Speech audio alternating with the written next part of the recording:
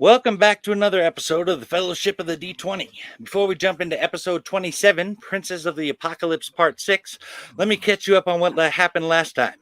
After defeating dead Sonia and her minions, we plundered her tomb at the bottom of the lake and we divided up the spoils. However, there was a cursed sword that Criven had hired us to retrieve that we were not sure what to do with, so we took it with us, be it Whodunit's magical hat. With that, we returned to Anfell as heroes, having vanquished the monster in the lake.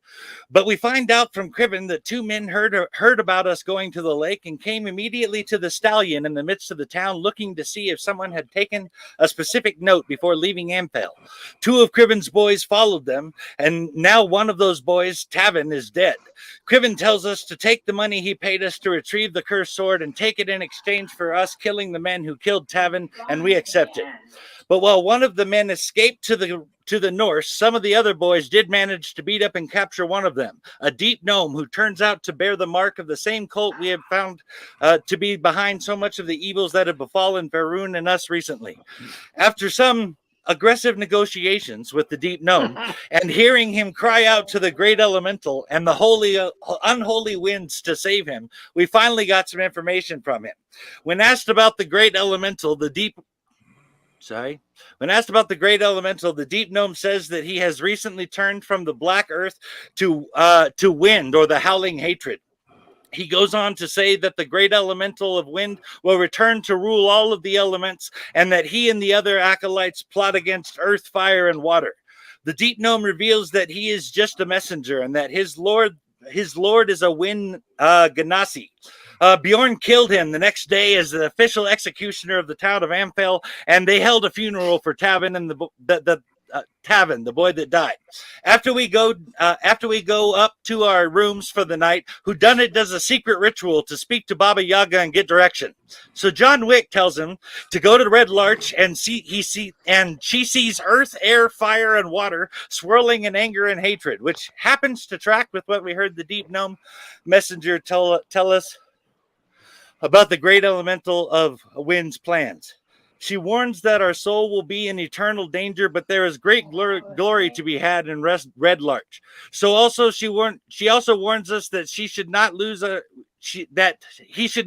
his way, because there is an evil waiting beyond the threshold of Red Larch that he has not encountered before. So we all set off to Red Larch the next day in a cart filled with provisions and camping supplies from the people of Amphel, and two horses named Penelope. We were instructed to look for the Knights of Samular in a spire near Waterdeep for help on our quest.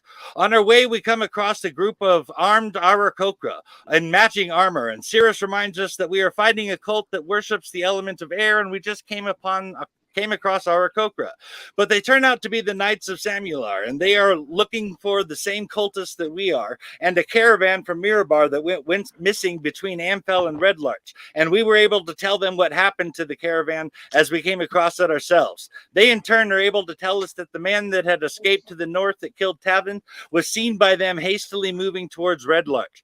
We rested for a night, but we made sure someone was awake, and 6 huge ogres, and I mean 10-foot square size ogres, appeared in the middle of the night, and Bjorn was there to wake up the party. Well, most of us. Eleuthera was sleeping like a teenager for a couple of turns, unable to get out of her trance. But soon enough, everyone was awake, and we had a pretty decent battle in which we all got at least 1 or 2 good hits in there. But it was Cirrus who killed off 2 of them in a single turn and won the day. Afterwards, we gathered up and divided the spoils and continued on to Red Larch. We pushed on through the night to Red Larch and got rooms in the Swinging Sword for ourselves, with plans to talk to Marlandro Golicaire, a devotee of Tyr, in the morning. The bartender tells us of strange weather and earthquakes and sinkholes, and having started springing up everywhere, and fire itself coming down from the sky. Monsters are all over as well, and all of this has driven people away and yet caused many strange people to come through town. She does mention that many of the people are blaming a crazy necromancer named Aurea that lives in a cave outside of the city of Red Larch called Lance Rock. She also mentions that Jacqueline D'Antonio has been through there, and that the whole town dreaded sundown because people in masks are watching them, and apparently people have seen ghosts. And with that, I will turn it over to Diemesis for the game. Dude, I love the reference to the town that dreaded sundown. Love that. Let me see if I could show you this, guys, real quick. I forgot to bring this up last time. Let's see if this shows. Can everyone see that? Nope. No. I can't see anything. Yeah, I'm just seeing the map right now. Let's see if can you see that? There we go. I can see that now, yeah. So, Yeah. I can see. That's a little picture of Red Larch coming in, and that is the Swinging Sword Inn right there on the right, 3 stories tall, one of the biggest buildings around. So nice. Just a little cool little thing to show you guys. So, and with that, so you guys wake up in the morning, or y'all wake up in the morning at in the Swinging Sword Inn. You can smell food cooking down below, and you guys got a good amount of sleep. So you hear the buzz of people coming and going in the tavern down below you, even though you are up on the 2nd floor in some of the nicest rooms in the inn. The 3rd floor is usually reserved for the more common rooms because it gets warm up there or cold during the winter and things like that. Not the greatest to be up there. So the 2nd floor have the best rooms. But you can hear people coming and going in the common room down below. It seems like people have started getting going. They're getting their morning food, those who don't eat at home before they're going off to work and everything. So so you have woken up and you are prepared for the day, whatever you need to do. They've been given all sorts of different clues, but now there are people gathering in the common room, and the whole town of Red Larch and the surroundings are open to you. So with that, I will turn it over to the group for the moment. All right. Who done it? This is Cirrus. Join me for breakfast, would you? Like, are you coming to the door and like knocking? Yeah. I will gather up my Or I can meet you downstairs. I didn't mean to rush you. It's no rush.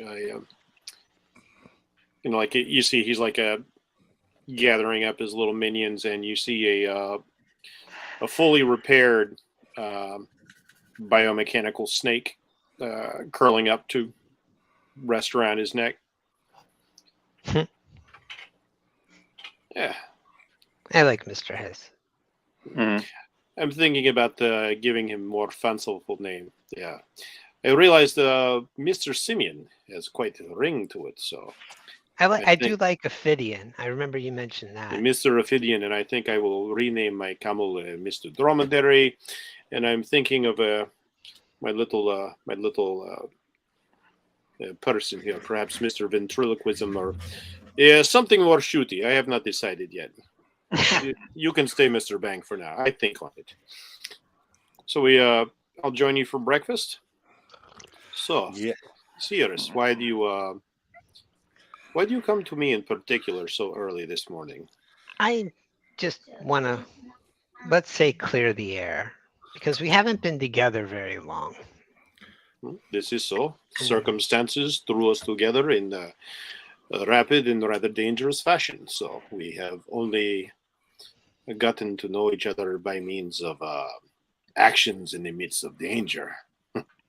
Actions. See, that's the thing. Your actions in the midst of danger have always been, well, pretty cool. Honestly. Appreciated. You seem like a decent person to fight beside.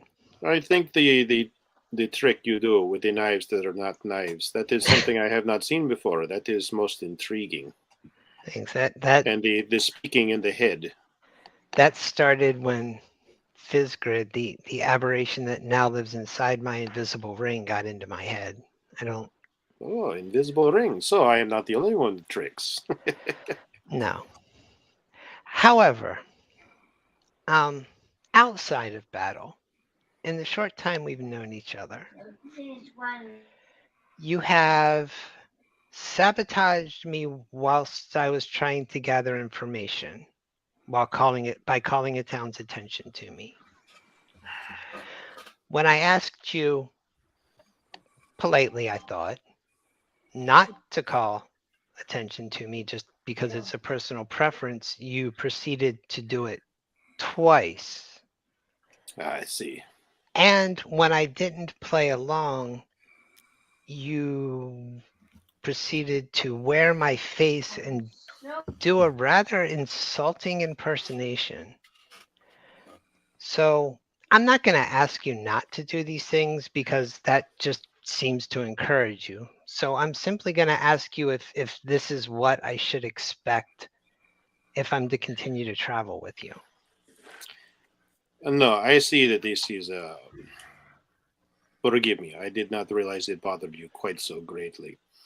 As you might have guessed from interactions with yourself and from the large hairy man Bjorn, I have a bit of a playful side. I have. And It has. that's why I wanted to have a conversation rather than I please understand. be bothered. I did not mean disrespect. I have admitted to having experienced some terrible and traumatic things in my past, and I have spent many years pursuing and battling creatures, both undead and otherworldly, and it has left many marks upon me. It has left darkness upon me, and hungers I would not wish upon my enemies. And so, to balance this, I try to keep some part of the Herringon I used to be alive, the playful youth that I once was, to keep the darkness at bay. But sometimes I go too far. And for this, I do apologize. I understand that you are of a stealthy nature, but I took it as like maybe you had a wand up your ass sort of thing, and wanted to loosen you up maybe just a little bit. But I went too far. I apologize. I will not put you in such a position again. I realize now that it was disrespectful and potentially dangerous. Well, I appreciate it.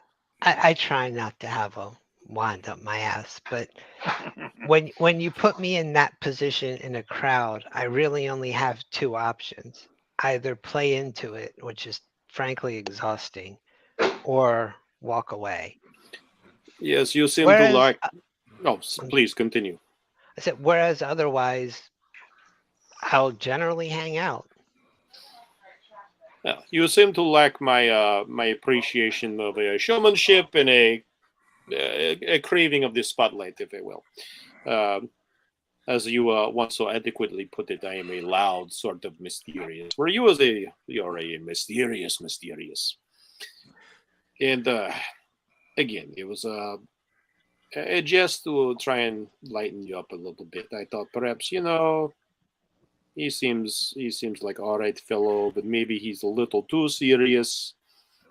Serious. It seemed funny to me, At that moment, the proprietor of the inn, Kalesa Urkel, comes over and goes, gentlemen, how are you doing this morning? I was going to offer you breakfast just a moment ago, and I kind of, as I wandered by the table and heard about wands up people's asses, I could come back later, or I could offer you some breakfast. It's like I'll doff my hat and well, I'll pull a cane out of my head, obviously far too large for it's a new trick I'm working on. It's a workshop. It needs Well, I'm afraid that's not on the menu, but we do have some wonderful fried potatoes, mead, and eggs and bacon are on as well. And hopefully your companions will be joining you. Would you like breakfast this morning? We would love some breakfast, and just for the sake of your other guests and not to disturb them, we will cease our discussion of my friend's sex life moving forward.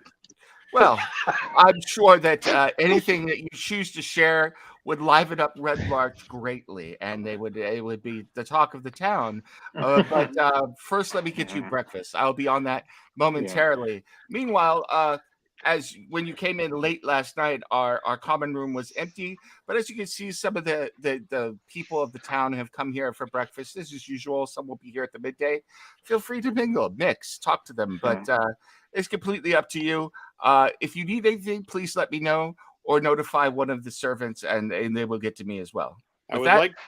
Out of character, who done it? You so asked for that. I'm just saying. Oh, I did. And I would like to make a note. I would like to make a note that that I bit my lip.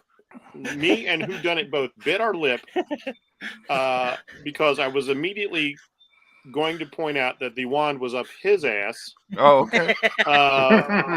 But it's like, okay, I own that one. Like, I deserve that one, and I am not going to draw undue attention to Cirrus. I'm going to let him get his shot back. So, like, you see Cirrus, and also Cirrus, well played. yeah, Cirrus, you just see like who done it, just like you can see him like kind of start and like stops and he just gets a wry grin on his face as he just acknowledges what you've done with like a little nod of the head, like, yes, Nice. sex like of the Herringon is unusual. So Kaylessa moves away towards the kitchen in the back, and you see that several of the tables have people sitting at it, eating various food and everything. Everyone seems to be talking. No one seems to be in bad spirits. No one is like, celebrating or anything. It just seems like an early morning, but things seem pretty normal now here in the daylight. Everyone kind of talking and going about their business at the moment. So, and with that, if the rest of the party wants to come down for breakfast as well, they'll find that shortly there will be a full breakfast served as part of your room. So Yeah, I was Bjorn was- probably upstairs, just doing some sword kata and things like this, and I was giving Whodunit and Cirrus their space because I knew that this was something private between them. But once I hear them going away, then I start to come downstairs. Bjorn was dead asleep, but somehow heard the word bacon and he's on his way downstairs. Bacon sense was tingling. That sounds like our dog. I hate to tell you. It's like that old commercial. Bacon, bacon, bacon, bacon. What does it say? I can't read. Yeah, and after her devotions, Boja would follow suit downstairs. okay. So after about 10 minutes, the proprietor brings out the rest of the, your food and puts it on the table and everything. And she looks at both Whodunit and Cirrus and kind of winks and goes, I will be looking to see that all the cutlery is here afterwards. And thank you very much. And enjoy your breakfast. And she leaves. None of these are ones.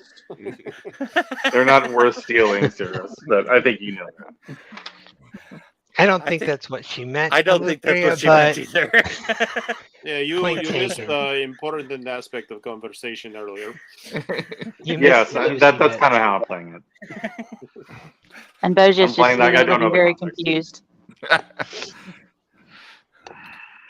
I not tell you later.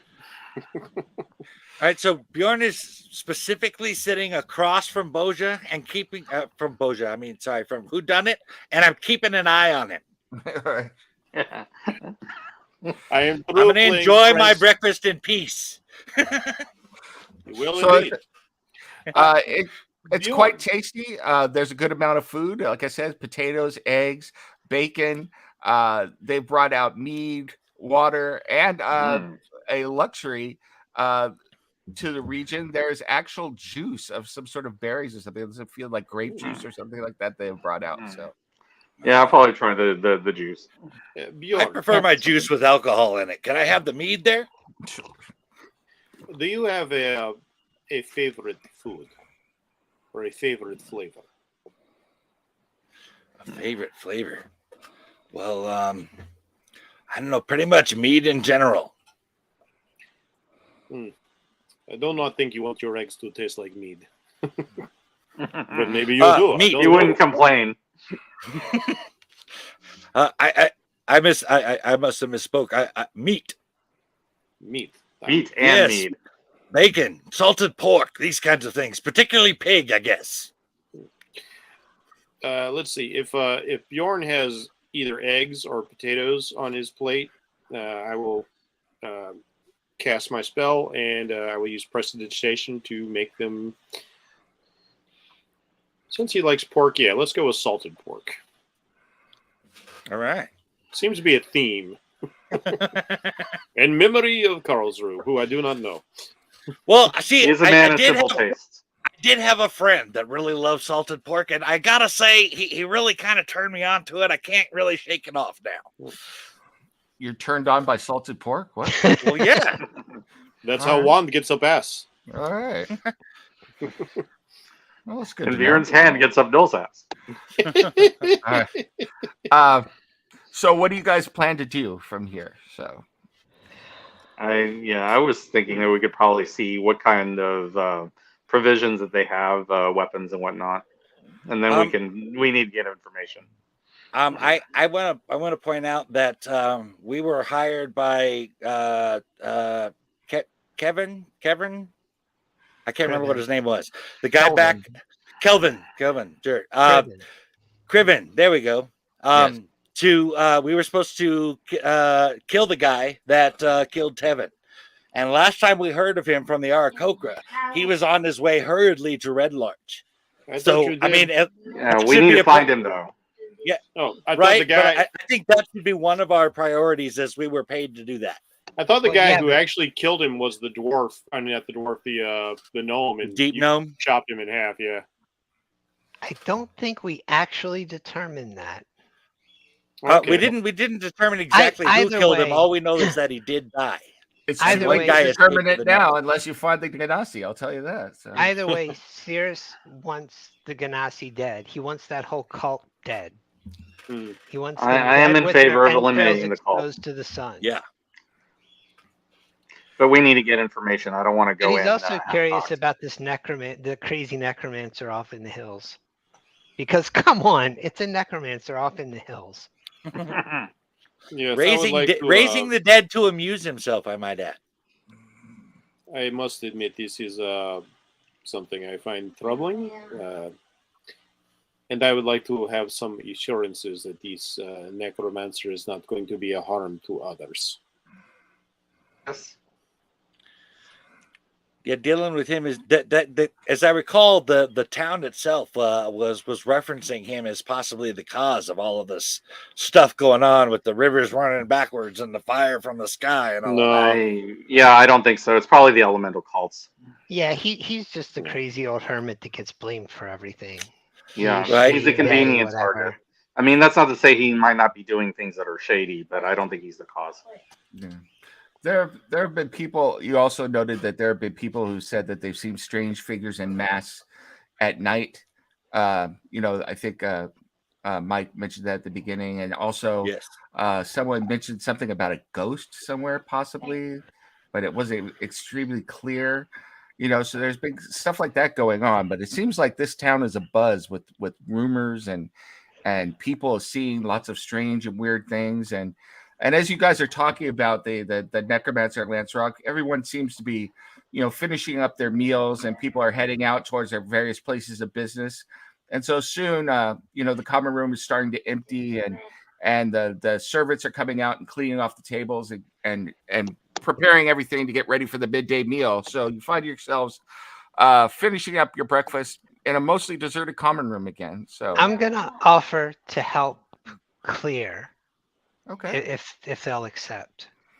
The several of the servants, the two girls and the young man bow to you. Is like, oh, much thanks to you, sir. Much thanks to you. It's right through the kitchen. She's like, and the two girls kind of giggle together. You're so handsome too. So. I just while I'm doing that, as I pass, just to one of the girls at random. So, who would I talk to find out what's actually going on in this town at night? What do you mean, sir? Like, what? If you don't mind a quick interruption, like given that this is really unusual for Cirrus, I telepathically tell Mr. Simeon to go invisible and see what this is all about. Okay. Well, yeah, actually, out of character, it's a good point because whodunit wouldn't know this, but Cirrus actually does this fairly often. Yeah, I don't know. Asking questions of help. I've never I was I've thinking never you were seen this. probably It trying just- to get information. But Yeah. You're right. Whodunit wouldn't know. No. I just hear talk of strange things and ghosts and weird people in masks sorting about. And I had a friend come up this way that I've been trying to locate. and I want to make sure nothing bad happened to him.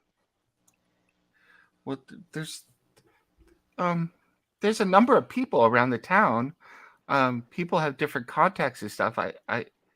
She kind of looks around. And she's I like, don't want to get you in trouble. Is there someone you could direct me to, perhaps? Well- And he'll pull out a few silver and I- say, I can tell you that the barber, everyone kind of goes there and tells gossip all the time around the barber shop. His name's Marlandro. He also runs a secondhand shop. So he's a barber and he runs like a pawn shop. that might be an interesting place to visit. Thank you. And what was your name? Oh, I'm Janessa. Hi, Janessa. My name's Cirrus. Uh, Very nice pleasure to meet you. Thank you, Master Cirrus. And thank you so much for the coin. And she kind of, if you hadn't put it in her hand yet, she kind of has her hands out like shyly. Yeah. I gave her 4 silver pieces. She does a small curtsy and then goes back to what she was doing.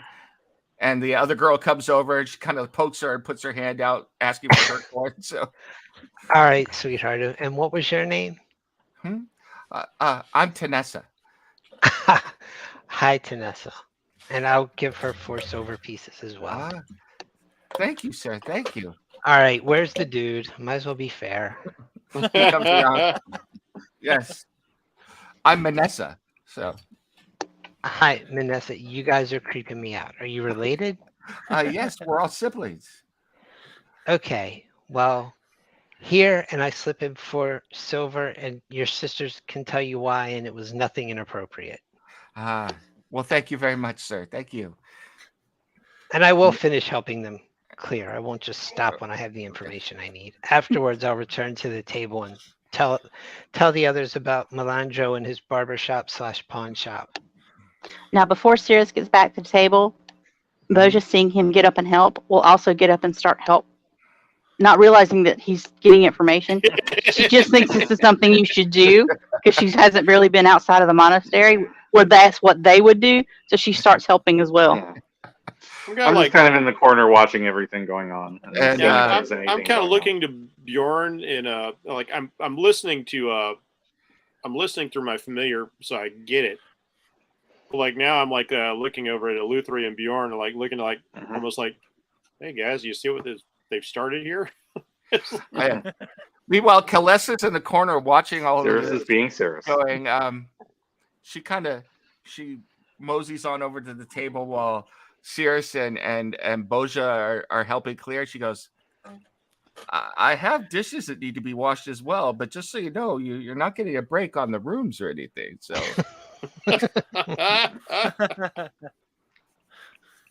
we're clear on that, okay? Just so you know, we paid you 3 gold for the rooms already. I know. I'm just saying, if you really want other things to do, there's dishes to be done, the privy, the chamber tots need to be emptied, things like that. I'm more than happy for the price of the rooms to let you have all of this work that you want to do. If that's what your adventurers are up to these days. I thought you were more into other things, but if that's what you want to do, I could give you all that you want. So Cirrus comes up behind her quietly and says, I was just giving him a hand. Oh. Well, thank you. Yeah, Thank you very much. pardon me, madam. What do you do here? Do you have entertainment in the tavern? No, not really. I mean, there were some performers that came through here. It was 10 days ago, I think. But they were on their way to Feathergale Spire. They were a group of bards. I think they were called the Windwards, and they said that the Windwards, the Windweirds, excuse me. And they all play wind instruments, pipes, flutes. There were dancers and yes, there were quite a number of pipers, but there were also some people that were playing on tambourines and such. But they said they were going to Feathergale Spire to entertain that group of, eccentrics that live out there. Interesting. Eccentrics? Oh yes, they're well known. They're from Waterdeep. Most of them. They're a bunch of hunting enthusiasts out there, but they're very the Arakocra. Oh no, Eric. No, not the no. knights, the hunters. Yes, these are hunters that are involved. They like to hunt big game, and evidently, I've heard that they ride a variety of different creatures. That they're into to capturing creatures and riding them onto their hunts. So the more I don't know. I would be guessing at this point. I bet none of them have a camel. Probably not. Your I'd be camel was careful quite- about showing them animals they haven't seen before. They tend to want to shoot them with things. Yeah, and who Yeah. hunts camels? That's a ridiculous thing to hunt. Yeah. That would be like going out to hunt a horse. Your Don't camel, start I drama heard, with your dairy. was quite popular in the stables last night. The lads were taking bets on how far he could spit. Oh, he can spit quite far. I have seen him spit at least 20 feet. He has Yeah. remarkable accuracy too. I heard that one of the young masters won over 5 coppers on the over-under bet, so he was very happy. I might have However, to if give your you- hair is very unkempt for one day, it works really well. Yes. I asked this if our business permits, perhaps I can provide some entertainment. I am an entertainer myself. Not a bard per se, but I do entertain. Well, I have done some bard work in my time as well, and I am proficient with the flute. I am relearning my skills, but I have some talent. I would be happy to have someone entertain during the evening meal. The midday meal is usually people come in and get their food quickly and eat, and they're on their way. And breakfast is usually the same way. But the evening meal, people tend to congregate. They don't stay as late as they used to because of everything going on. But if you wish to perform during the evening meal, I would be more than happy to let you do that, both of you. So, Appreciate it. Our rogue once played a song that was quite lovely. Evoked the very power of I don't know what was his name, the God Van Halen. oh, well, I will tell you. As long as it's not the jingle Why thing. do you That keep there was calling me a rogue? I am a traveling performer and musician. I keep telling you this. Oh, right, the traveling performer and musician. Are you I will sure it tell wasn't you that- Valhallan? that when the wind weirds came through here, there was this elf with this strange colored hair that came through that taught a dance to everybody in the inn. We called it Jingle Janks. It was quite the thing for a while. People were dancing it. The Windwards were quite put out because everybody was quite fetched with the Jingle Janks and weren't paying attention to them. That may have been why they kept going to Feathergale Spire. Carl's Rousseau started a trend. Lovely. Yeah, we were lucky enough to meet the progenitor and creator of that dance. He has unfortunately moved on to spread his gift to other climes. Like venereal disease. He's probably spreading a few of those too. Last year, He very likely is. So all of you know the Jingle Janks? We all do. know the Not jingle this janks. evening? We were there when it began. We- Do not cite the deep magics to me. I was there when it was created. I'm like pointing at me and Boja like, nope, not us. We don't know nothing about that. Oh, great one, Alethea. I will say that if you do the Jingle Janks this evening, you would probably just bring the house down. So Well, Is anyone willing to teach? I suppose if I must. I'll tell you what, and this is to the innkeeper. I will play the music, and my dear talented dancing friends Eleuthera and Bjorn would be happy to demonstrate. that would be I wonderful. daggers at Cirrus for that, but I say nothing. I'm looking at And, Sirius and and he just Sirius just looks at whodunit and winks. I am grinning so broadly. There is this look of beaming pride on my face. This elf said that it was a dance designed for gnomes. We have a few gnomes in the village. Maybe they could join in with you. That would be lovely. Wouldn't that be lovely, Eleuthera? I'm gonna need some of that dwarven ale real quick. Oh, in the I morning? can't believe we're doing this. You want to join And she's definitely like acting like just kind of through gritted teeth. Like, okay, I'll agree with this. Just to because just to get along. But she's not happy with it. Oh, serious. I think this is greatest idea I have heard in many a year. I will say that it was interesting. This elf, he spent quite a few days at the bathhouse before moving on to the north. I got the impression that he knew or had some contact with the person there. So It may be worth getting in touch with them. Halia, So bathhouse and barber shop are places we need to go. Yeah. Well, and the barber shop, remember, is also a secondhand store. So I thought Eleutheria might find that interesting as well. Yeah, I think so. And we also need to get the lead boxes for the cursed items. Yes, we should probably pick up a couple of those just in case, because we seem to run across cursed items. Yeah. At the very least, we tend to get monkey's paw items. Right. So yeah, that was one of the main reasons. But I also wanted to check on some items. But yes, to answer you, yes, I don't care if it's morning. Bring me the dwarven ale. I got to do a dance here. I need to prepare. Bjorn, that's for dinner. You can have the dwarven spirits when it's time to dance. Yeah. Don't get too drunk. I think we may possibly need you sober. Today we don't know what we're running into. I don't know. I seem to think the alcohol fuels his power. Was it Kalessa, the innkeeper? Did I get her name right? Yes. Kalessa. Could you just get my friend a flask, not a flagon, a sealed flask of mead to get him through the day? Certainly. I mean, mead goes all you can drink. I'm afraid to say that around your friend, but it's all you can drink with the religion of a room. So. You done messed up now, girl. That's like a fat man at a buffet. Yeah. Bjorn, the flask is on me. Well, thank you, Cirrus. That'll help out a lot. Greg, I whispered something to you, so. Yeah, when the innkeeper walks away, I'm gonna lean over to whodunit and whisper, "Why would you want to dance to bring the house down? It's more efficient to use other methods." I love it. Please, we are not exploding, please. Okay.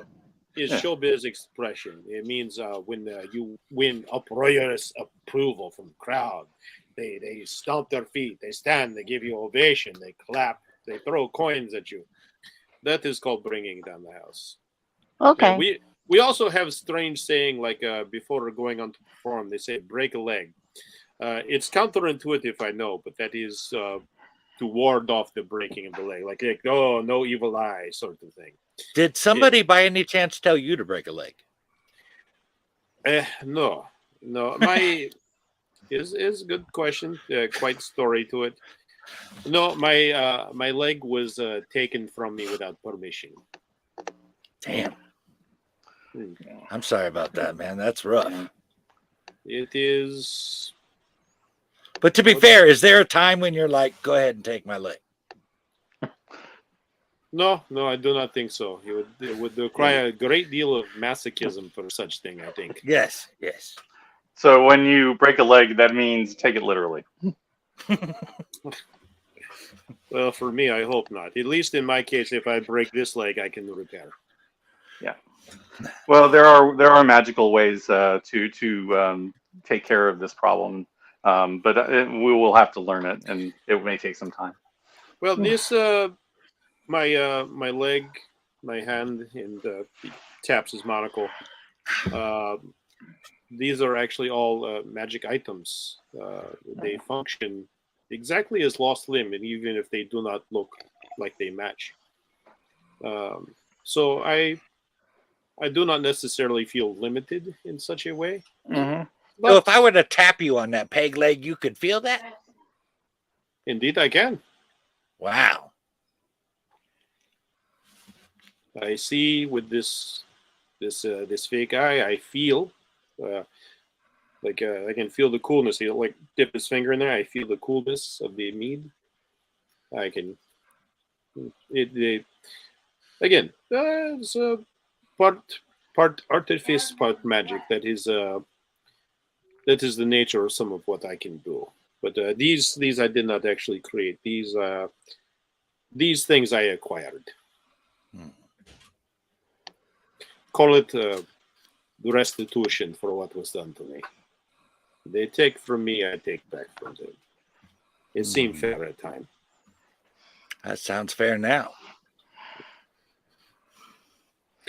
Well, you would appreciate. I also took with interest, we shall say. Haha, yeah. Did the interest involve blood? The interest did involve blood and screaming and crying and much pain. You haven't met my friend Rocket, have you?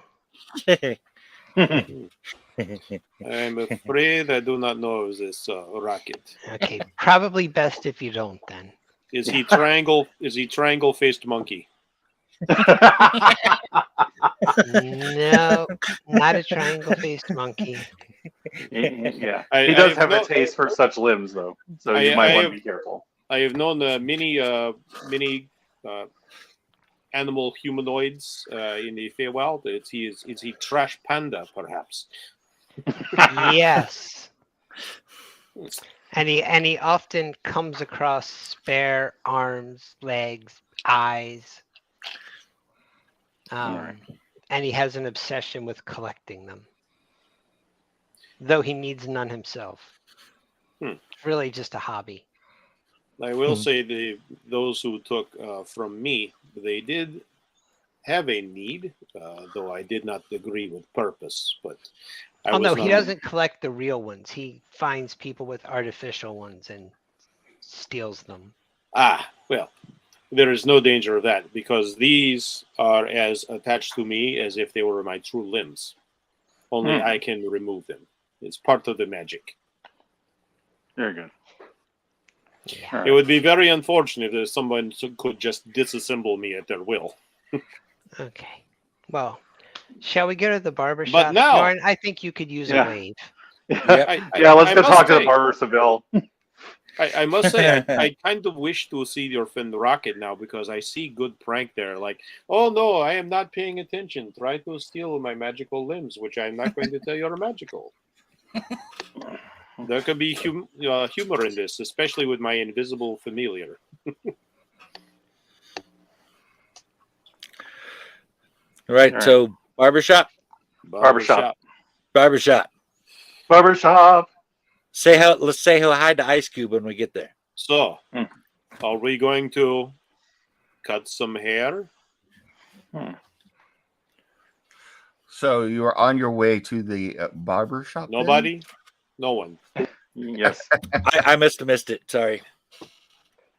I said, To we're the going barbershop quintet. to cut some hair? I got it. Yeah, that was good. Let me find the appropriate thing. I real guess quick. Lean and Boja sometimes is a tough crowd. She's looking at you confused. Very tough crowd.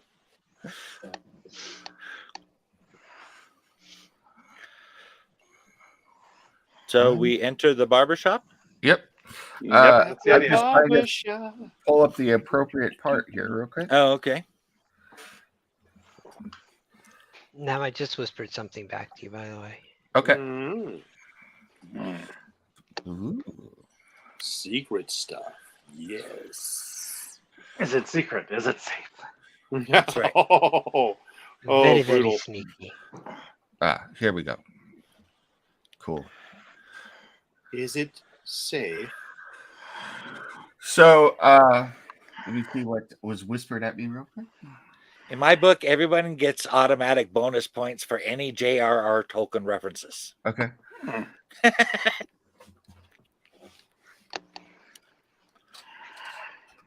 They direct you to where it is, Greg. So Okay, thanks.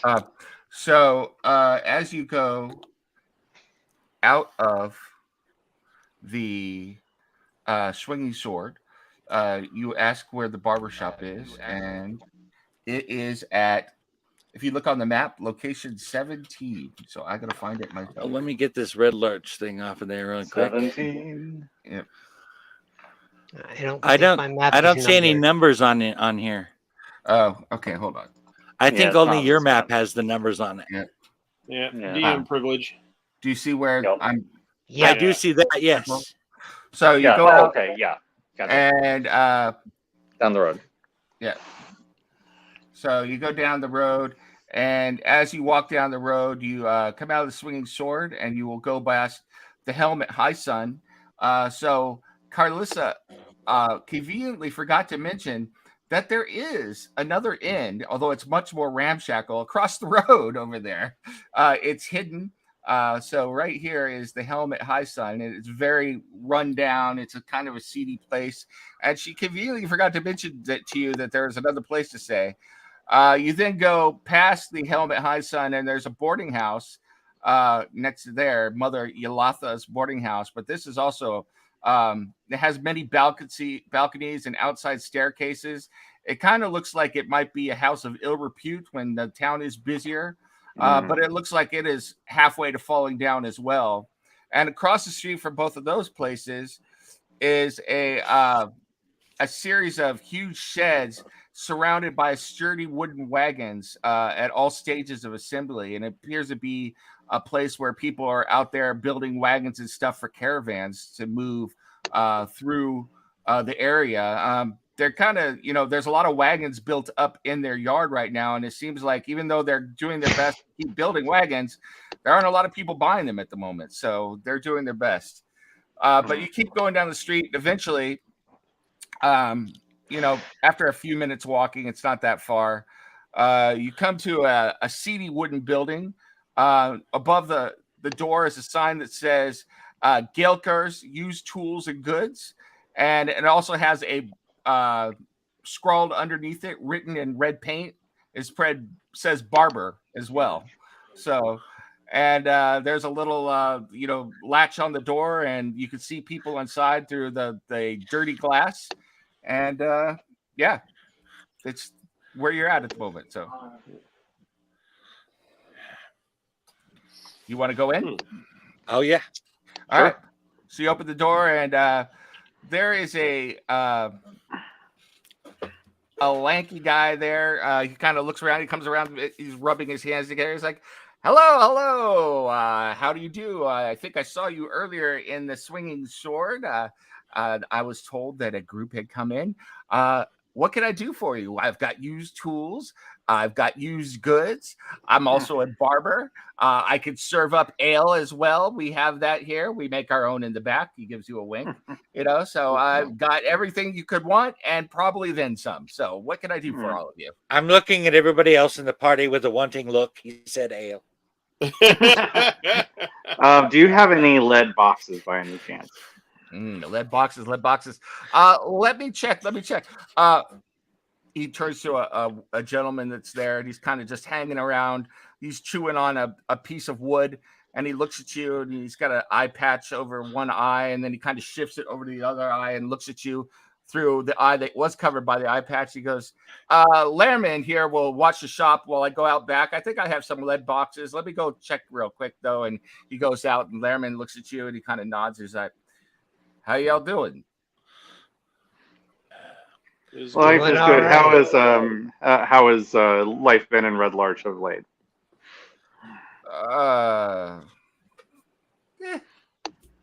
I'm not in here very often. I tend the sheep out beyond the town, but I come in to speak to my friend every now and then. When I come in, I hang out here. The ale's good. It's a little dirty, but I like my ale dirty. You know what I mean? So I think I do, and I look to Bjorn. Yeah. So, it's the normal things. Although there have been some strange things out in the hills and the valleys and the fields past Red Larch. I've seen a few things myself. I've heard some strange goings on. I don't sleep without a sword by my side when I'm out in the mountains. I'll tell you that, or the hills. That is wise. What have you seen exactly? Well, I took my. And he kind of stops for a moment. He's like, "What would it be worth to you?"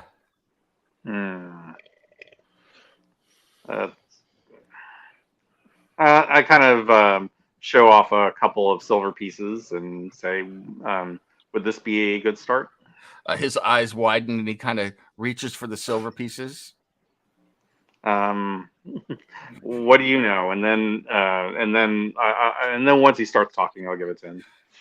Well, let me think about it. It's about. It must have been almost a month now, but it was very strange. I was up in the Sumber Hills, and my sheep had wandered there, and I was letting them graze up there. And it was the strangest thing. It was off the road a bit, off the long road. I noticed that there were a bunch of freshly dug graves out there. It was odd. And there were even signs of maybe it looked like a battle or something. You don't get much of that around in the Desert Valley. At least we didn't used to. With everything going on now, I kind of slipped my mind, but it was strange, especially for people to be buried up in the hills like that. About how many were there? Do you remember? Oh, he kind of thinks back and he's like, he looks at his palm, at the silver in his palm, and he thinks again. And he looks at the silver in his palm, and like, I am having a hard time remembering how many there might have been. I'll add another silver piece. Yeah, my memory's getting better.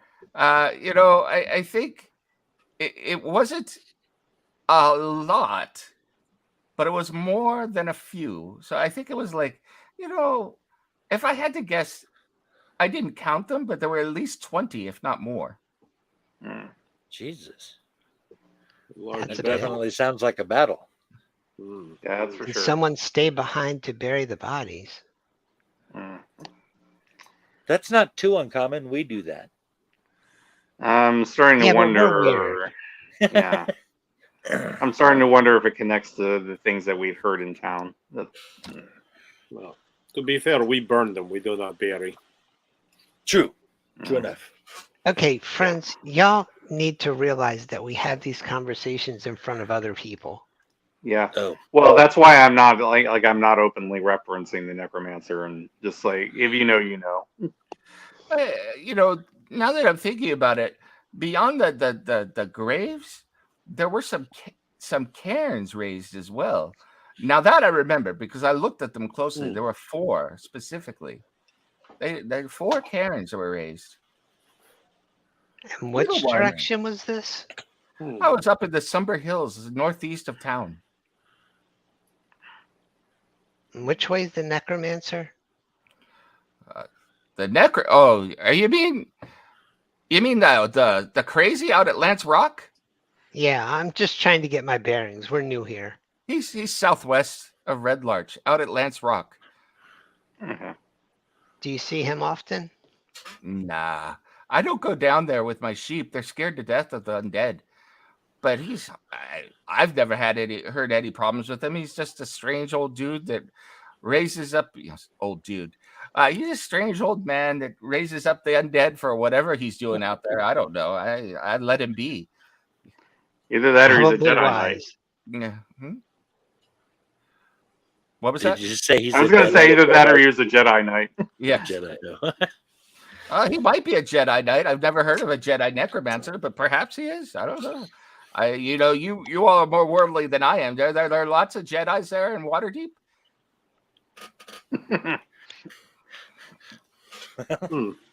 Probably. Well, maybe not of that kind.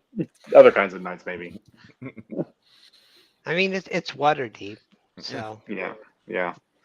fair odds City there's of at least Splendors. one hiding out. Yep. So Yeah. have I you think it seen might be any, worth. Have Yeah, you go seen ahead. any newcomers in town lately other than us? Well, I think I said I'm not in town that often.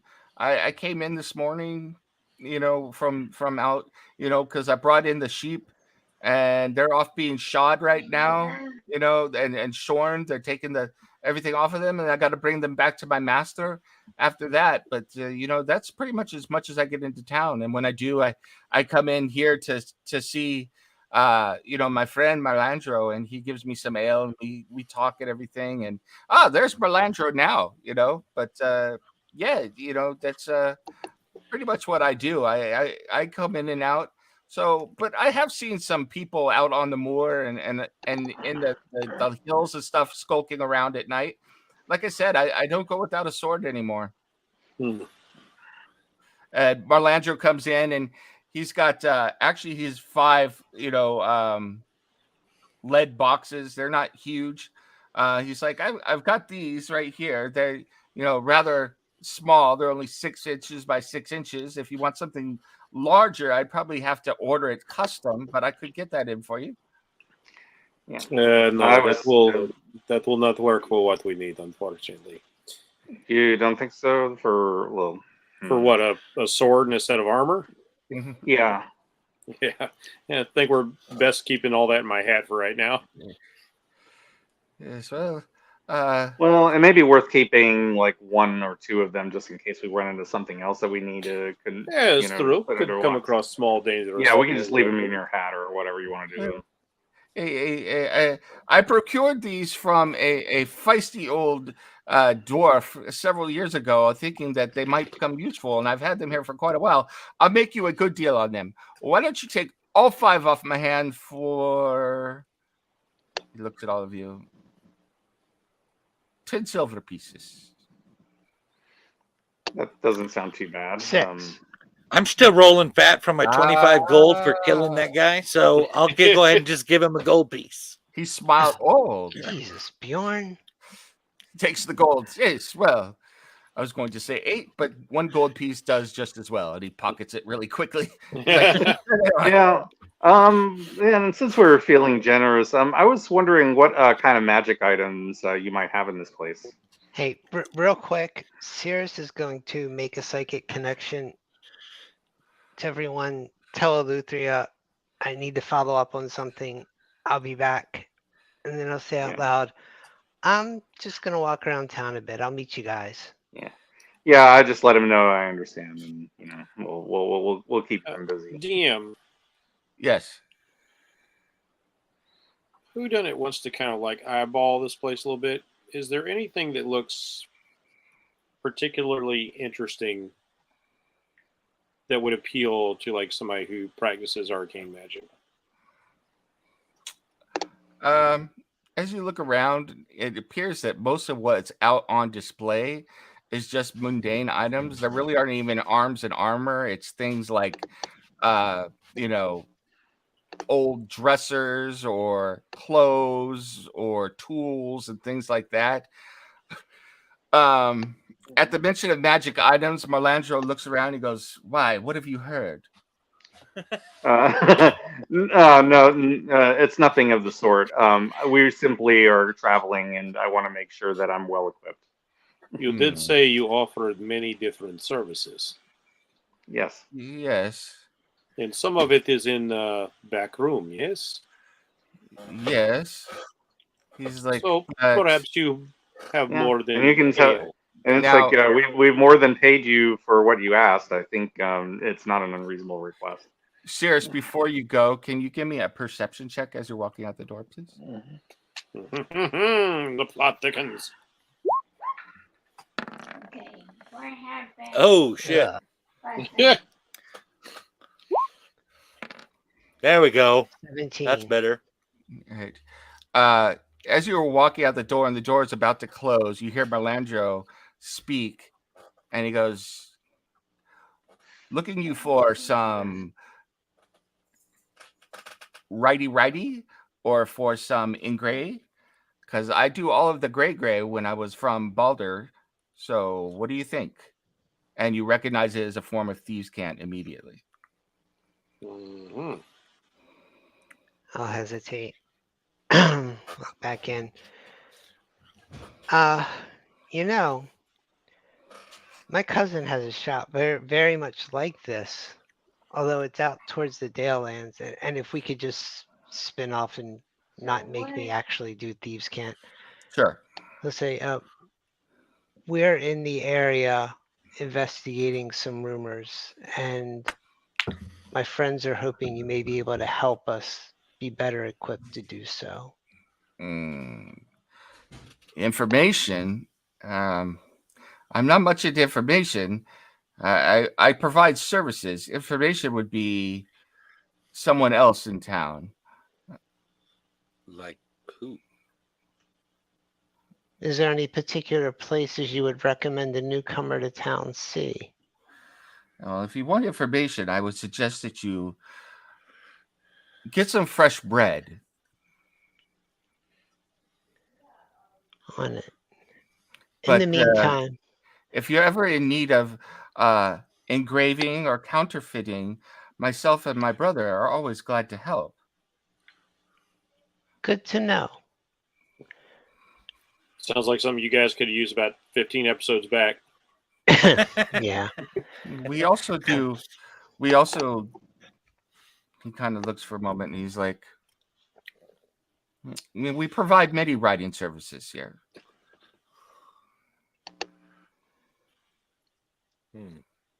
Has anyone asked you to forge papers related to the Lord's Alliance or Mirabar? No. No. He thinks about it for a moment. And he says, no.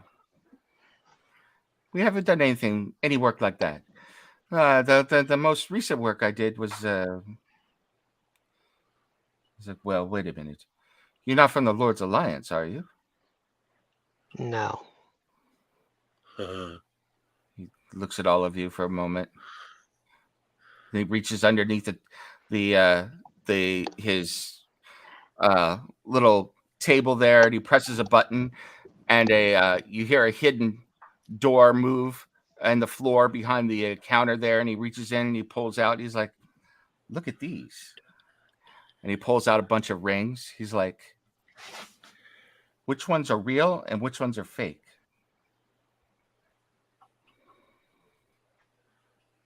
I'll do Can an you tell? investigation. Okay. Put my artificer's eye to it. Mm-hmm.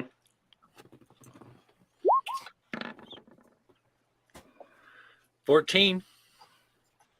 So you look closely and you go through everything with with your artificer's eye and everything. And honestly, you cannot tell what is real and what is fake there. They all look to be high-end jewelry.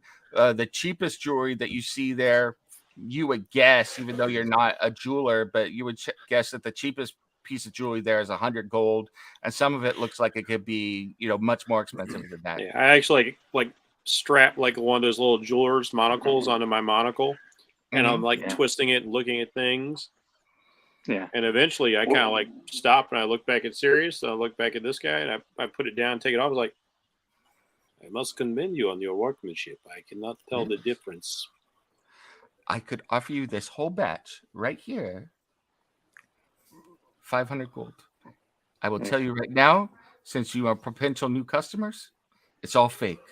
But you take it any place in Waterdeep, it will pass muster. I guarantee you will at least quadruple your money, if not more. That is Bjorn a has skilled stated forgery. his beliefs on doing things that are not honest. Cirrus will say with the psychic link to Bjorn and Aluthria and Boja, please just ignore the guy and his small time hustling. He's trying to be helpful. He thinks he's being helpful. Okay. We can politely say no thank you. Well, I can tell you that,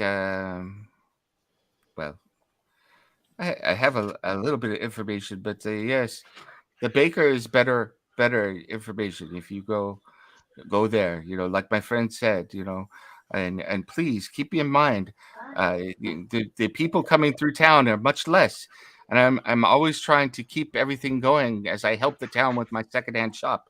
So anybody that could make purchases and then move them on, we're hurting nobody. So please consider. Yeah. Thank you.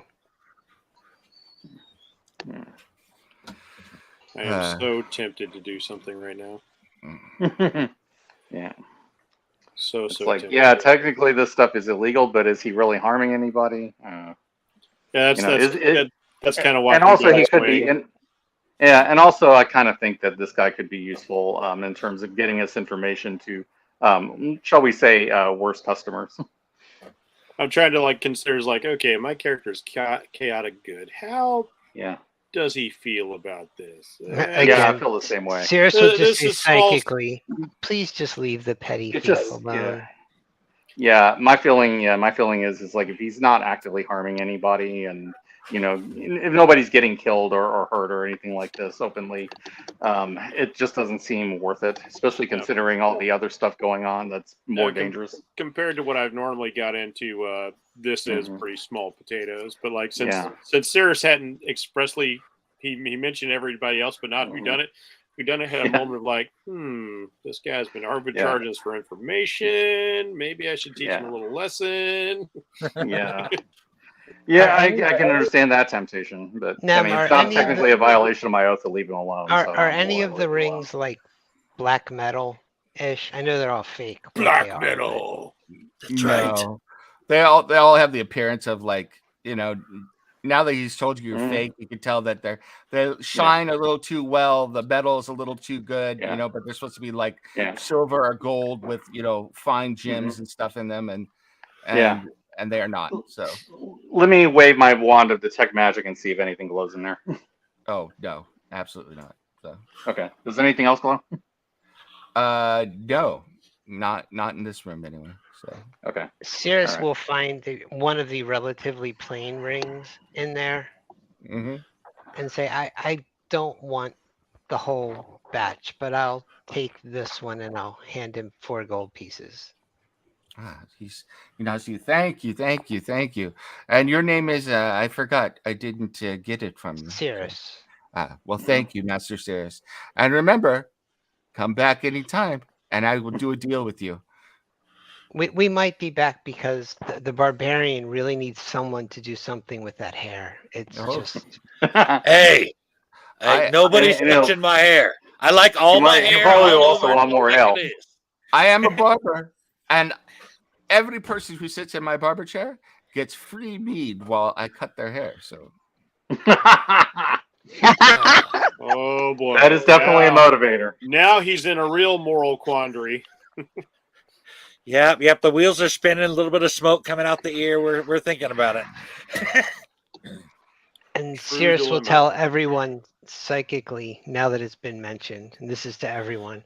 The baker was where I was on my way to anyway, but based on the way I originally got the information, it may be best that I travel there alone and we not take a group in. Okay. Yeah, just be careful. Make sure you're in contact. I mean, yeah, I'll stay as long as we're within the town, within a mile of each other. This link is open. So Sounds good. I'd be willing to Mojo will stay here mentally- and make sure that this guy's mead isn't poisoning the town. I love you so much.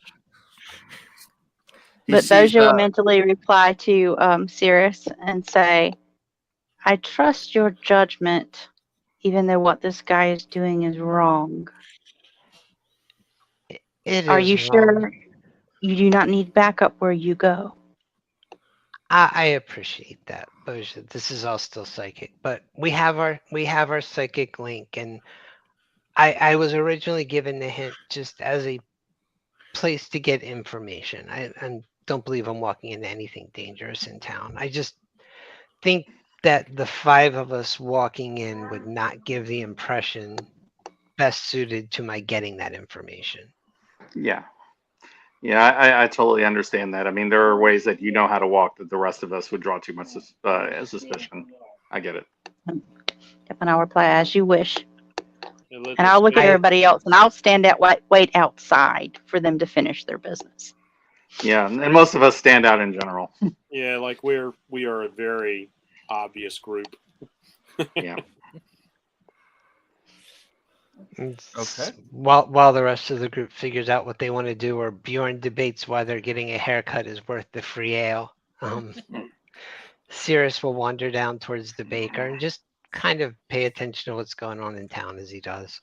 So while they sit there and wander around, and the barber is really trying to hustle Bjorn to get into the barber's chair and offering him to sell him various things in order to let him practice his barbering skills as well. You wander down the street and find that the bakery is only 2 doors up from the Swinging Sword Inn. This aromatic, tidy building has ovens and mixing bowls, and there are people going back and forth providing bread and rolls and things like that to the Swinging Sword Inn as well. So it appears that most of the bread that's used by the Swinging Sword is provided by the bakery. It has a hanging sign consisting of a carved and painted wooden round loaf of bread that is the size of a small cart hanging outside. I mean, it's huge. There are a number of fresh round loaves and buns in the store windows. And as you open the door, there's a very thin young man hurriedly going back and forth. And he looks at you and he goes, hold on a moment. I'll be right with you. And he's like, you, both you, all 3 of you boys, you take the bread, take it over the Swinging Sword, then come right back. We've got more deliveries to make out to the quarry. And he looks at you and goes, how can I help you? I'm the baker here, Mangabar Lauren. Mangabar Lauren? Mm-hmm. That's a heck of a name. I would like a buttered sweet roll. I'd also like a few minutes of your time if you have it. Well, until the boys get back, I do have a few minutes. So 1 buttered sweet roll, and he goes back. He's like, and while I'm working, you have all of my time, and until the boys get back, you have the rest of my time. Sorry about that. So. I'm traveling with a group that's investigating rumors of new activity in this area. And it was suggested to me by an acquaintance that you might be able to help in that area. That you may also be interested in new and dangerous groups moving into the Desert Valley. Kind of looks around for a moment. He puts the buttered sweet roll up on the counter and then goes to the door and locks it. He goes, who told you to talk to me? I don't want to get anyone in trouble. My name's Cirrus. I am a friend to many organizations, although I belong to none. We probably have mutual acquaintances. Halia, for example, down towards Phandalin. Halia? So you know the... kind of looks around and whispers under his breath. The network? I know individuals within the network. As I say, I'm a friend when our interests align. Never an enemy, but not really part and parcel. So you're not here on behalf of the network? Correct. Were you waiting for information, or were you waiting for assistance? Oh, I really don't want to get into that for someone who's not in the network. But perhaps you know Halia, Oh, very well. Describe her. Dude, I don't. Out of character. Just, I know. Just he waits for you to describe her, and he goes, "Okay." If you can get word to her, just ask her about Cirrus, ask her about the Phandalin 5, and ask her how I kept her identity and affiliation secret while I was there. Well, I'll say this to you, and this is all I'll say until I verify some things. But the network is interested in what's going on around here. It's hurt business. And in hurting business is something that we can't abide, if you understand what I'm saying. I do. But, how long have they been here? It's been going on for more or less about 6 months, although it's gotten much worse. But there's been so many things going on, it's hard for me to be able to understand exactly what is happening. And I'm not the kind of person that gets my hands dirty, if you understand what I'm saying. I will say that I I heard about that little girl and her haunted tomb.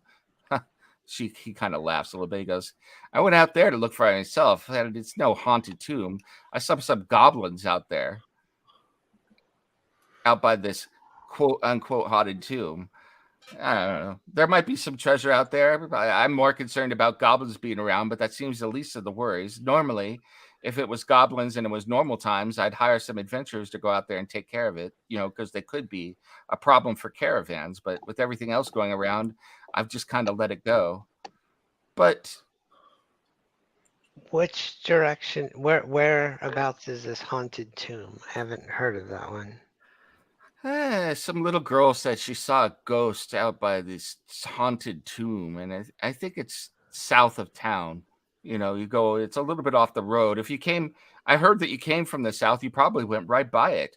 It's off the road a little bit, but it's not that far out of town to the south, and maybe a little bit to the east of the road. Okay. Well, look, in the interest of establishing a professional relationship, let me volunteer some information. There is a network of elemental cults moving into your area, and the cult devoted to the wind is especially interested in the Desert Valley. Not only are they attempting to take it by violence, but they're trying to recruit followers. Interesting. Interesting that you should tell me that. I'm taking a chance that you're not part of it.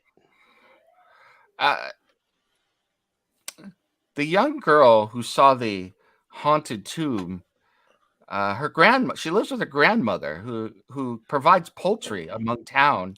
It's well known among the folks here that her poultry is the best in town, although usually all the out of towners go to the other poultry shop.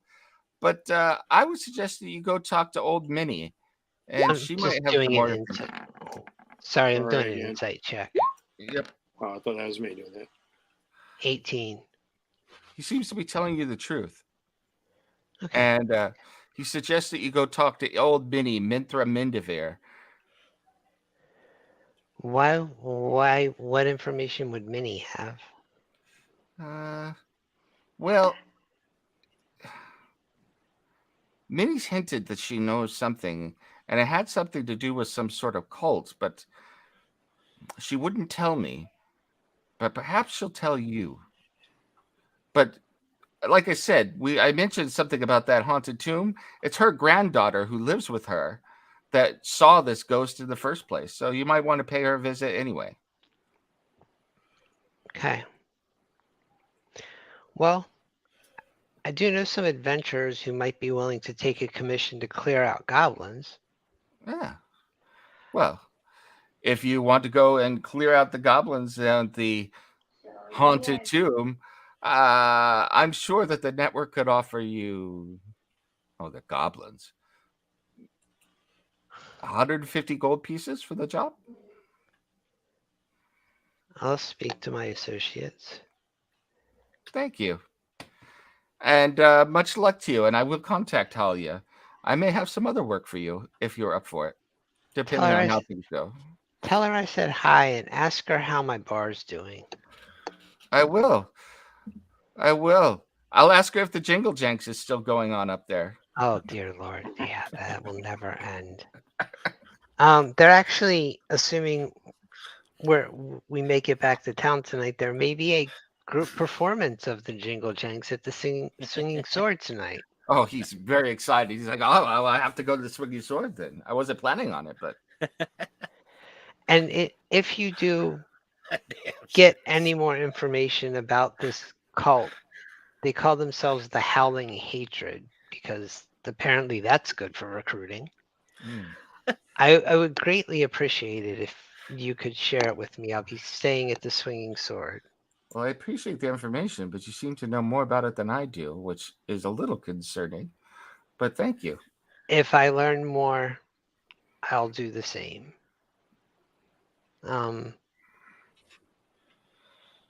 This isn't, as far as I'm concerned, this isn't even about the network. This isn't about the various political comings and goings of Faerun, but this is a very dangerous cult. And they killed a friend of mine, a child, in Amphil, and I'm very unhappy about it. Yes, those types of things are bad for business. Well, I don't like people who kill children. Business aside.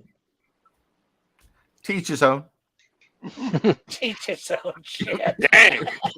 That does sound like this farm. Wow, I appreciate that's hardcore. I appreciate your forthrightness, and I'm sorry. I forgive my rudeness. What was your name again? Yes. And then my name is Good thing Bjorn wasn't in Mangabaro there. Mangabaro That's right, Lauren. Mangabara Lauren, the child slayer, apparently. Yeah. And please do let me know when you hear from Holly Ann. I am curious to know how my bar is doing. I will. Thanks. So, and as you come out, Bjorn comes out. Bjorn, are you freshly shorn, or have you just drunk mead? So, I Yes. agreed that I'm just gonna drink the mead that Sirius bought me, and it's not worth cutting my hair. okay, go ahead, give me a Constitution check, please. Okay. Well, no, if he's just drinking the meat I got him from the swinging sword. Oh God, did they poison him? Oh no, I thought you were drinking the mead from No, the he's secondhand shop. No, I'm drinking the mead No. that Sirius got me in the flask. Oh, okay. I thought you were drinking. Okay, then you're fine. Yeah. Don't take the Constitution check. So, Okay. So I guess we're not drinking our meat. Okay, got it. so you mean I'll let the really others likes know his that hair. I'm just wandering back up the street towards the singing sword. okay? You let them know. Well, whatever it is you want to tell them, and so now, just a recap, because there's a lot going on. You guys have been pointed to. There's a crazy necromancer. There's a supposedly haunted tomb. Once Sears lets you know about that, you've been pointed to the owner of the bathhouse, which is where possibly Karlsruhe hung out for a while. There is also the recently the dug graves up in the Sunbur Hills, and there's also this mini, old Chicken mini farmer. down there at the poultry. Yeah. Yeah. I think we should check the bathhouse just to find out what Karlsruhe is up to. But I think everything is pointing, I think, towards the haunted tomb after that. DM. Yeah. Has Greg?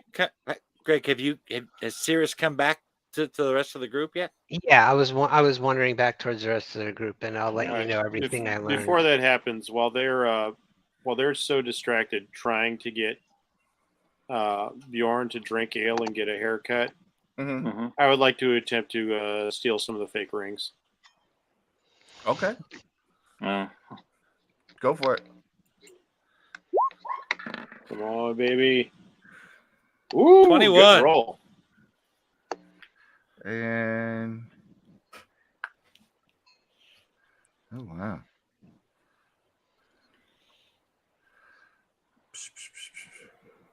Just do that. You are able to take several of the rings without anyone noticing. So, All right. When Sirius tells us what's happening, I am down for the plan of killing goblins. okay. So, So, what do you? Luthria, you wanted to swing by the bathhouse first? Yeah, I want to know what Karlsruhe's been up to.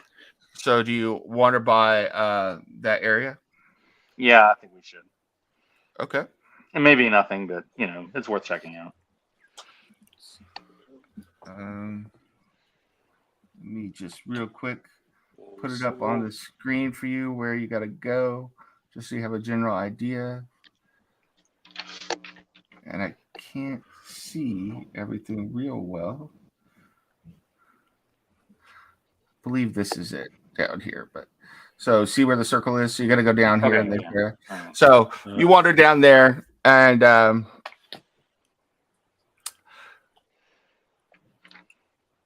you see a large, well-appointed home. It's got a sign 2 signs out to it. Next to the home is a long house. There's steam coming up out of it. But the sign above the house itself says dressmaker. And then there's a sign that says bathhouse on the long, long, low building with steam coming out of it. There's half barrels planted with aromatic herbs and flowers that flank the entrance. And the windows are very clean. And the whole place is very nice and decorated with flowers and window boxes. As you open the door to the home, there's a small bell rings. And you see that it is indeed a dressmaker's shop and a fitting room. And there's all sorts of beautiful dresses with jewels being attached to them or fine embroidery. And beyond that, you didn't notice it from the outside, but there is an adjoining hallway that goes into the bathhouse, and you can see the bathing chambers past there and some steam and pleasant smells coming from there. A lady comes out of the back. She's very tall and thin, is wearing a flowing gowns with a covering over her face.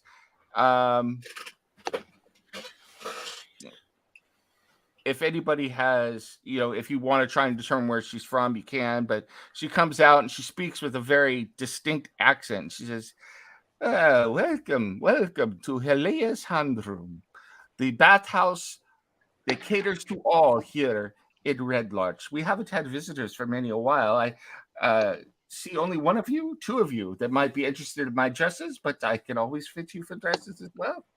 Welcome to my humble shop. That is very kind of you, and I may consider taking you up on this. But I had heard that a friend of ours may have passed in this direction. He was an Eladrin. And I kind of describe the general ways that I recognize of him looking in his incarnations. She kind of looks around and looks over all of you. I may know something of this person, but wait a minute. She kind of looks again and looks at Bjorn and goes, Bjorn? Yes. Alutria.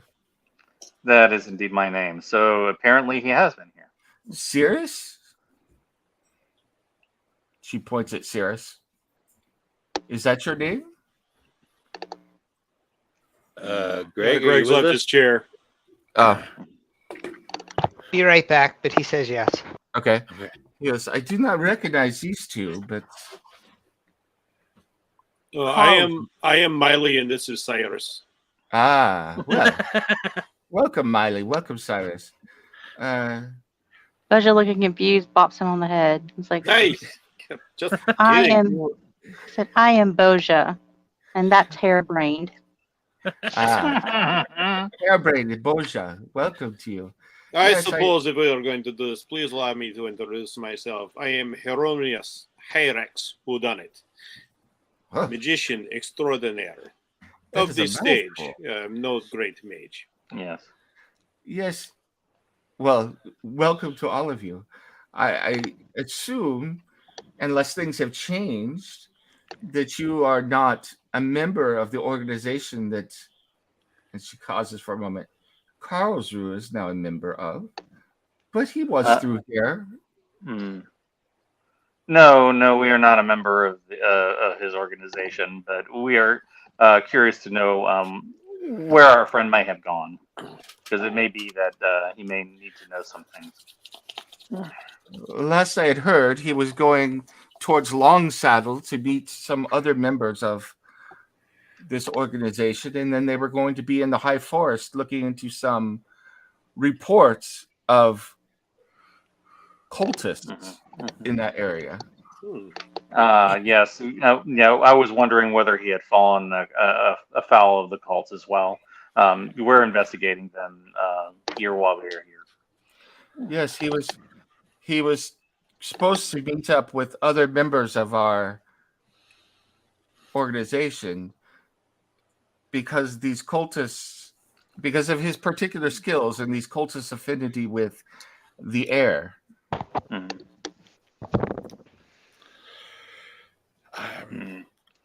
Yes, yeah, I would particular imagine. skill. I would imagine. I would imagine that Karlsruhe would be very concerned about elemental cults causing trouble, especially if they intend to do harm to nature. Or maybe it was a dance-off. He may have done that too. It could have been. He did bring the Jingle Janks into our town, from what I have heard. I Well, have heard this. You should stop by the Singing Sword later. There'll be a Yeah. performance. God damn it, Cirrus. Yeah. Well, and I will say, do you have any, to make this worth your time? Do you have, if you have any dresses that would be suitable for a performance? I will be happy to take one off of you and pay you appropriately. I'm afraid I don't have anything like that right now. We're doing ball gowns for Waterdeep, but I could provide you with some of those. But they're very stiff and not easy to dance in. And no offense to all of you, but Karlsruhe's not here, so I'll speak my mind. I saw the Jingle Janks, and I prefer not to be at the Swinging Sword tonight. And if you try and do that into any of my dresses, you'll rip them apart. I am no fan of the Jingle Shanks either, so I don't blame you. I did not mean to offend, but No, yes, you do not offend me. I assure you. Karlsruhe knows well that I don't like it. the Jingle Janks made me slightly ill, especially compared to the dances of my homeland. Oh, fear not. Yes, We my have own homeland would consider the Jingle Shanks undignified. Yeah, fear not. We have a team of clerics working round the clock on cure for Jingle Janks. Yeah. Well, this town definitely needs it because it is addicted to the Jingle Janks, unfortunately. But if it brings joy to the town, I am willing to undignify myself for a little time. Now, I don't know how much joy it brings. I think they're using it as a hangover cure. They all go puke behind the Swinging Sword after getting drunk. I'm sure I will see them later then. Yes. Well, they may be too drunk to know what they're watching anyway. That is going to be glorious. I'm sorry I could not give you more information about Mr. Windstrider, but I've been sworn to confidentiality for the group that he's a part of, and so I don't want to give you more information than that without permission. I fully understand. I appreciate the information nonetheless. But it seems like, well, they're hunting for some sort of organization that is operating out of this area. So, yeah, that sounds good. Hopefully, yes. If you see him, you let him know that we called on him. I will. Okay. And that we're staying at the Swinging Sword. What time is it? Right now? Oh, it's still mid-morning. You guys Mid morning? Yeah, I mean, Okay. you haven't taken that much time and you've gone around everything, so. I just need to know when I got to start drinking for my performance tonight. Not yet. I think it's going to take a lot of liquid courage to get through the Jingle Shanks. So, what would you all like to do now? I would like to tell Cirrus to quit telling people to come to the Swinging Sword to see our Jingle Janks. Oh, it's too late. I'm pretty sure there's a flyer up at the bakery now. Damn it. Oh, it's about to get much worse than that. Oh. You guys better make this real good, is all I can say. I've Yeah. been told recently that I could afford to loosen up a little, so I'm trying. Yeah, Why is your loosening admit I up have the involve same problem. torturing us? Yeah. It is precisely how it works. Mhm. All right, shall we go see the chicken lady? Yeah, I think we should see the I chicken. was like, Chicken lady loves life. as we walk, I'm gonna trail behind everybody, and as I'm walking along, I will use silent image to create a 15-foot banner that I will just keep casting because it can only go 60 feet. But it says tonight only special performance at the Swinging Sword. Come see the Jingle Janks performed live as you've never seen it before. You know, I'm about to display your sexual kinks to everyone by putting that wand right up your ass. I'm behind all you guys. You don't see it. People are going crazy. They're like, the Jingle Janks. Oh, Jiggletex is going to be going on tonight. Yes. Yeah, I'll have it like about 15 feet up too, so it's like just kind of floating. You're really pushing your luck there, Rabbit. While everybody's cheering about his sign, I don't know that it's there. So I think it's about me, and I'm kind of milking it. Bjorn the Diva. Metal Diva. That's right. Okay. All right. So you make your way to the poultry shop. It's a wooden building. It's grown haphazardly, it seems like. There's different parts of the building have been expanded all over the place, and randomly the interior looks like a barn or an attic when you go inside, with exposed beams and posts.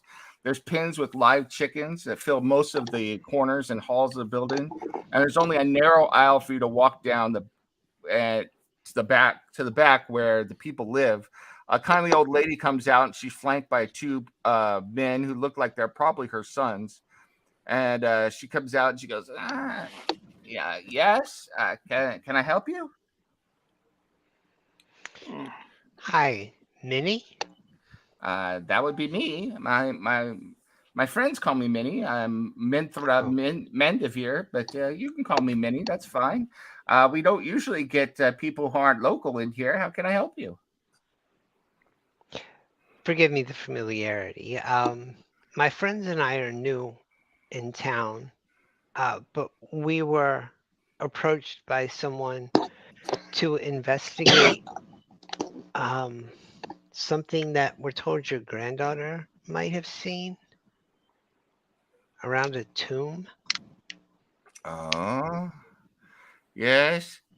She, little Pell, she was out there, 7-8 days ago. Said she saw a ghost out by the tomb out there. I don't know that I believe that, but that's what she said. I told the girl to stay away, though. She has no business going out beyond the town anyway. There's lots of weird things out there. Lots of weird things going on in the town as well. We have seen some strange things even before we reached this town. Yeah. Chaotic things in the sky above. Well, I don't know about that. I haven't seen anything like that. I spend most of my time inside of the poultry shop here, but from the things I've heard, I've lived here quite all my life, and I've never seen some of the people coming and going around here, and it's just a shame. It's just a shame, but I think it'll all calm down eventually. What have you seen recently? Well, what in the town, people in the town or out of town. I don't want to be a gossiper. I'm not. I don't hang out at the barbershop telling gossip all the time. Oh, this is not gossip. This is a friendly inquiry from people new to town, wanting to know about their local culture. And we want to make sure it's safe, of course. Yes, it is not wise to let ghosts linger if there is such one, and we could be assistants in laying it to rest. Yes, we would certainly be willing to do this for you. I can't tell you much more about this ghost. Pell says she saw a ghost, but I don't really believe there's a ghost out there. I mean, the girl has such an imagination. Something's out there, but no, I stay in the village. I stay in the town. But could we possibly speak to her for a moment? Sure. This is her father. Do you happen to know what she was doing out there at night when everybody else stays inside? Oh, she likes to go out there and pick night mushrooms. Silly girl. I mean, they are wonderful to eat, but you got to think about the dangers going out beyond the town. Even if it was a normal time, there are things out there at the night that are not good for young girls. I told her that. So did her father, but she doesn't listen. But and you, sir, are her father? Yes, I am. The adventurous spirit of youth.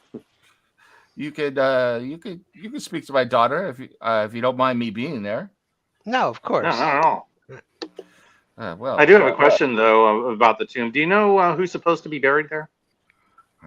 I don't know. It's been there for many a year. You know, supposedly it's probably, given the history of the area, it's either dwarves or the ancient men who are probably out there. There are barrows all around here. I don't know if you've seen any of them, but there are barrows littering the whole valley, mostly of dwarves, since this used to be a dwarven kingdom even before Waterdeep was founded. That makes me wonder. She said this ghost she saw.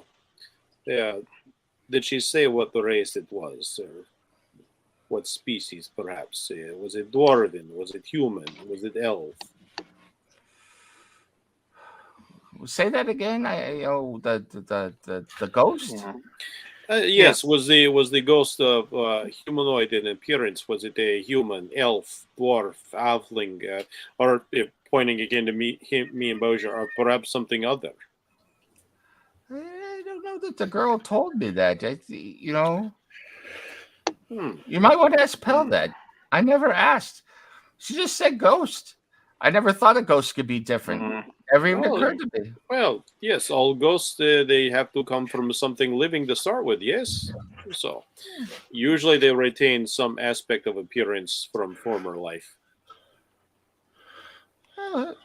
That makes sense. Oh, well, while she goes to get Pell, can I interest you in some chickens? Or he goes to get Pell. Are these live chickens? Yes, they are. Anybody else thinking of the Devil's Rejects right now?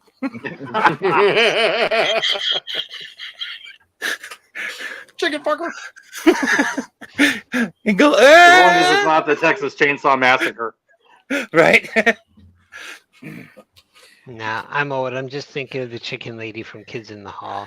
Oh, geez, chicken lady. Poultry in Oh, motion. Out of my body and onto your plate. Do you have perhaps not chickens, but perhaps eggs? So a few minutes later, her father, Pell's father comes back with Pell. She's a spunky young girl, about 8 years old. She's wearing well-worn trousers with holes in them that have been patched several times, and she's got mud and it looks like even some chicken poop on her face, as she appears to have been wrestling or fighting. She's got a split lip.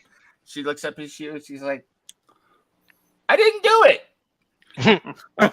Nobody saw me do it. You can't prove anything. Cirrus will kneel down in front of her and just say, "Hi, Pell. No one's here because we think you did anything wrong.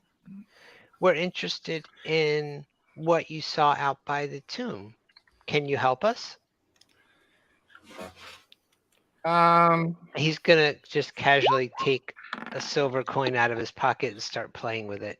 27. Shit. I I can show you some tricks. She looks at the silver coin and she looks at her dad. She looks at the silver coin. She looks at her dad. She's like, yeah, I could tell you all about the tomb. What do you want to know? And she reaches for the silver coin and she tries to grab it. I'll just slip it back into my sleeve while she tries to grab it. Oh, okay. She's like, what do you want to know? Respect. What did you see out there? I'm really curious. Me and a friend. And her father looks at her. I still want to know who the friend is. And she kind of looks at him. She thinks about sticking her tongue out, but doesn't. Goes, me and a friend were out there picking mushrooms, and we saw a white, shiny figure walking around out by the old tomb. Did it look like a person? Did it look like a human? Did it look like elf, dwarf, male, female? Can you tell us any details? It looked like a woman. Did the woman say anything? No, she was just kind of walking around out there. But she was all shiny and everything. We ran away, but we didn't run away before we got some mushrooms. So, Well, that's smart. I can tell that you're a very smart young lady. Thank you. Have you ever seen her before? I've never seen anything like that in my life. It was really scary, but Uh, it was kind of fun too. I want to be an adventurer someday. Are you adventurers? oh, Of a we sort. are. Yeah, we are traveling entertainers. If your family can come to a swinging sword tonight, you will see great performance. Oh, God damn it, man. Yeah. Oh my, and and really, there's just rolling her eyes at this. We travel and we perform, but every once in a while, Mhm. you know. Although some of us are getting less and less willing to play along. Well, Well, yeah, I would appreciate letting out my frustrations at undead if there happen to be any. But Yes. if there is a ghost out at the tomb, especially a ghost lady, we would very much like to go meet her. There's a further important question: does she actually walk, or does she seem to drift? And do you see her walk around tombstones or walk through tombstones? I didn't see any tombstones. Oh, so it's not graveyard. No, it's a large hill, and there's the hole in the side of the hill. Ah, I see. Cirrus will lean in and kind of whisper, "Have you ever gone inside?" No, we don't go inside those places. They're dangerous. That I do know. That's That very is smart, wise. pal. Your parents taught you well. That is very smart. Well, thank you You're for the welcome. information. Mhm. And it Just was kinda very hold- nice to meet you. Mhm. Do I get the gold or the gold piece now? Oh, it went from silver to gold, boy. It's a town full of thieves here. Cirrus will look at her father when she asked me that question. Father kind of looks at her disapprovingly. He goes, "Pell, go clean the chicken coops." Aw. Mhm.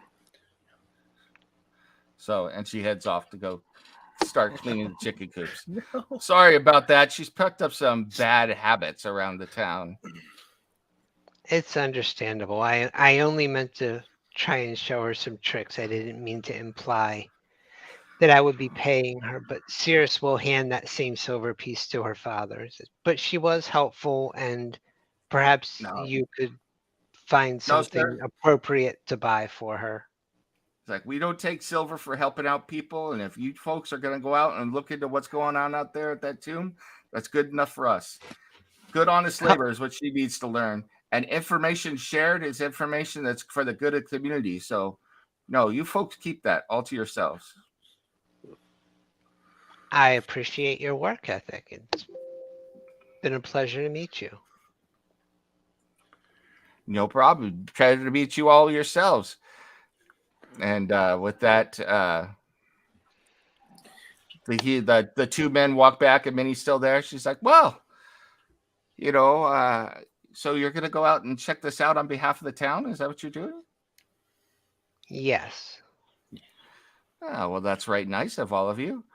I have to say, I wasn't too sure. We get all types coming through here.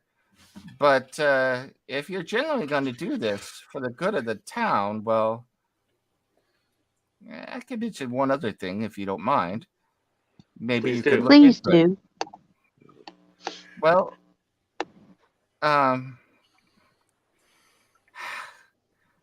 always hesitant to talk about this, but we have a group of elders here at the town that run everything and are very important. But I think they're part of some group. I've heard a few things. They kind of ignore me now because I've been in town so long and I just kind of blend in. But they refer to themselves as the Believers. It's a little strange with everything going on. I think they're okay, but at the same time, it just kind of gives you the heebie-jeebies, if you get what I'm saying. Either that or they're Monkeys fans. Have they called themselves this for very long, or is this recent? No, it's pretty recent. And and I see them all talking to each other and going off by themselves to different places, and it's just it's a strange business. It's a strange business. Going out your front door. Well, thank you, Minnie. I appreciate that information. Yeah, you're welcome. While everybody's focused on this conversation, I will slip a silver coin to Mr. Simeon, who will go invisible, and he will go find where Pell is, and will drop it where she can see it. If you're watching, Pell's eyes widen, and then she grabs it quickly and hides it before her father could find out that she got it. So Minnie and Cirrus will grab the cloth, or a cloth, since we've been grabbing these badges with the Howling Hatred symbol on it. Have you seen anything with this symbol on it around town? she looks at it. I don't think so. She's like, there have been. I've heard that there have been symbols and things around, but I haven't seen anything myself. It doesn't mean there isn't. My eyes aren't as good as they used to be, Well, there's a group running around town trying to convert people to their cause, and they're not very nice. Okay, well, I'll make sure to tell my boys and to tell Pell to keep an eye out. And how can I get in touch with you if I need to? We're staying at the Swinging Sword. Oh, well, I'll let them know. But you folks take care of yourselves. Anyone who's trying to help out Red Larch and get it back to the way it was, well, they're okay with me. Helping towns out is kind of our thing. Yes, well, that's good to know. There's not enough people out there like you these days, and we appreciate it. Most of the people in this town, well, they've been corrupted by all of the money and wealth and things coming through the town, and the people. And honestly, if it wasn't for the fact that we need the business, I would, the people of this town need the business. I wouldn't be so concerned that the caravans aren't coming through anymore. Town's changed a lot since I was a little girl.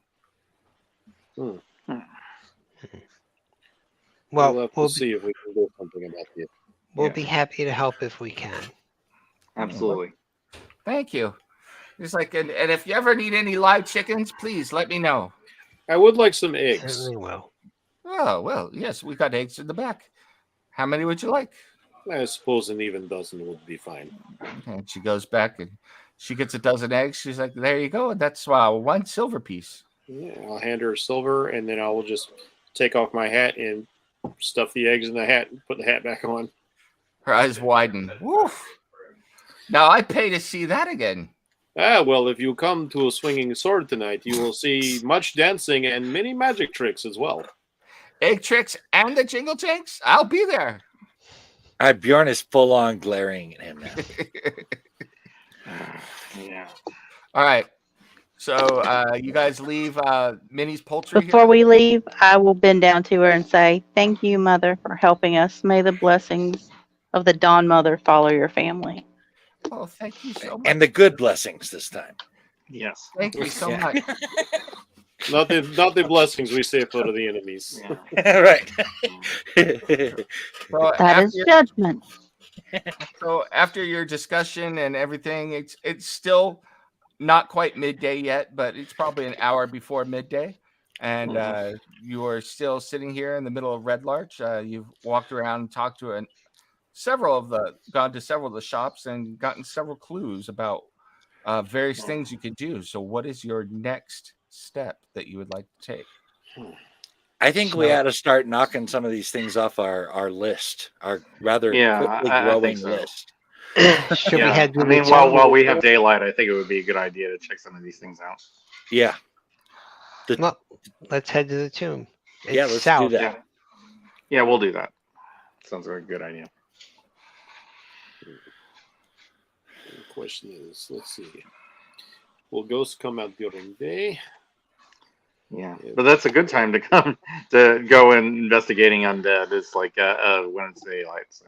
No, So you for guys instance, I would not want to creep to necromancer's abode during night. It's not favorable position.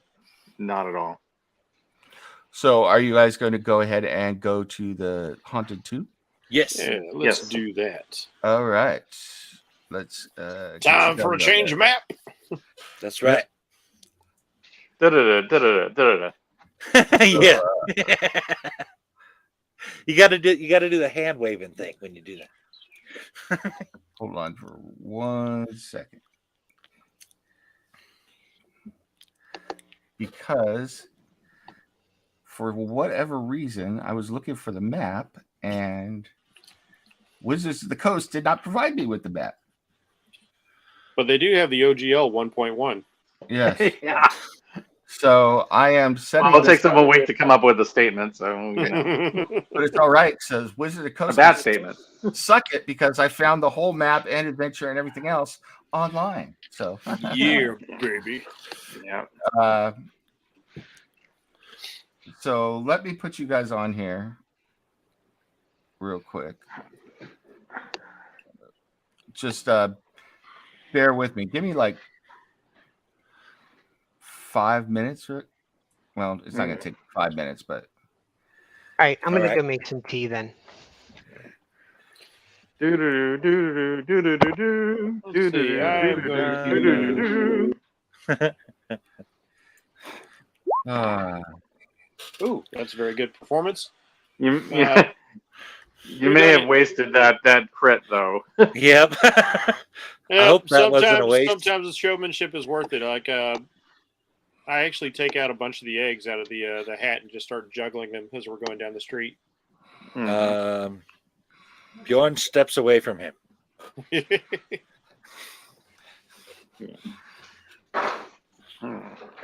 Yeah, I'm just start sitting and playing my flute for a bit. You know, kind of like to focus my thoughts, but also like to try to practice a little bit of the things that I had learned in Waterdeep. Be very careful with those eggs. I don't know if you know this, but egg yolk doesn't work well with my hair. I guess maybe I should do it. Perhaps you Well, should have you gotten should have cut. had the barber style it while you were there. Nobody's cutting my hair, man. I said need my hair. style. Barbarian. Maybe he should have Yeah. gone to Barbarian. Well, Hey. Barbarian, yeah. And then a trip to the bathhouse. Like I keep getting more and more eggs until I finally have like the entire dozen. It's like this huge, like I have to pitch them up so high. Bjorn, just when you think there's just no way this could get any worse, they're all up in the air. And like I stop juggling, they're all coming down. I whip off my hat and they all go flying back into that. Just slap it back on.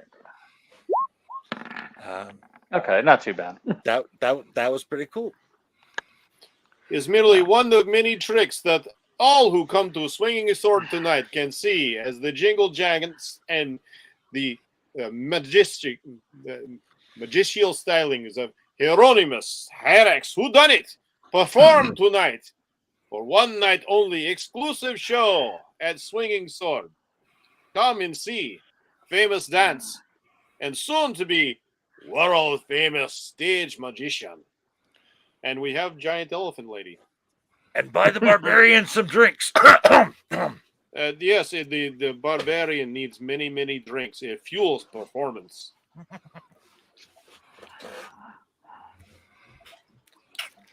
all right. Just give me one more second and I will be done. Come on. Biatch. Work for me. Don't fight me. We're not hearing you, sweetheart. She's muted. Jen, you're muted. I will look at whodunit and say, am I to leave them in a prayer? It's It's what you do, I suppose, but it's not what we consider entertainment. Do you do anything? Do you dance? Do you sing? Do you make music? Perform? I'm willing to lead a mosh pit. I perform prayer and rites. Yeah. I think perhaps for you, best position will be moral support. Maybe you rouse people into cheer, like, "Hey, for our performers and the Dawnbringer or whatever she is." Mm. We are about Always respect the Dongbringer. to get going here. Lutria and Bjorn. Yeah, this will be funny. Cirrus. Use silent image again, and there's like a floating keg with a tap that just starts drifting towards Bjorn, just like this floating keg of ale. Bjorn can think of nothing else all of a sudden. Bring me a keg of beer. Yes, yes. Awesome pull, Steve.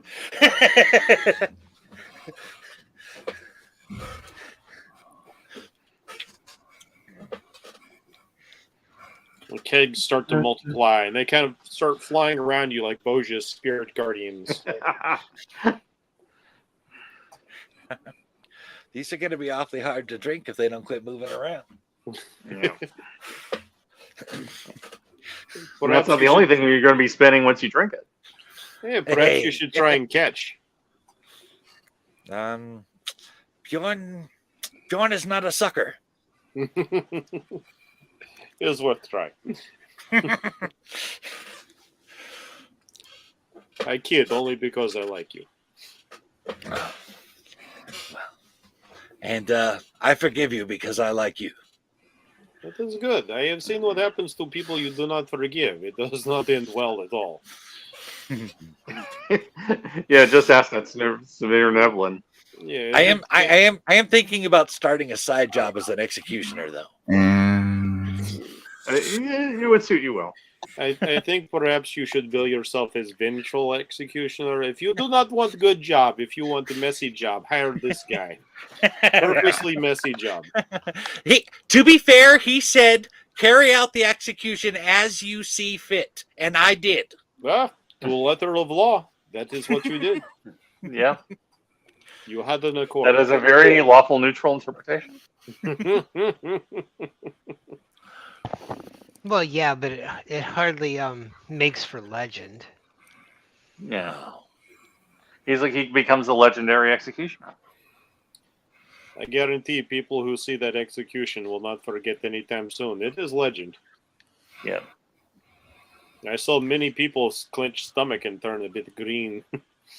All right. Spurting blood often has that effect on people. All right. Here's where we are. Where are we? All right. Okay, I see. All right. Mm-hmm. Okay. And I can select my token. Good. So, Yep, we're good. you begin walking in the direction that was pointing to you for the tomb, and you pass, several other shepherds out there that are out there with their sheep and their goats and things like that, and you don't see anything incredibly unusual, and eventually you reach this area that is another barrow, although much smaller than the one that you were in south of Amphale. And sure enough, there is what looks like a tomb entrance built into the side of this small hill up there. So, and it's the tomb entrance is right there. If you can see where I'm clicking. So I did not see where you were clicking. I can't, but I can see like somewhere where my devil sight is giving me. Right. You see a little icon. It looks sort of like a door, right? Do you see this right here? Yeah, I see that. That's what I thought you were talking about. So we're okay. good. Okay, you were good. All right. Yeah, we can head over that way. Yes. And these are now the doors that Yeah, I so was like telling that. you about before. So you could go up and try and check them and do everything yourself and try and open them and whatever it is that you want to do. So, Uh-huh. so if you click on it and it doesn't open, you should be able to see that it's got It a appears little, to be locked. yeah, it's got a little lock on it. So Oh, look at that. That's cool. I'm gonna search the area around it. Footprints, anything unusual. okay, go ahead and give me an investigation check. Hmm. Whoa.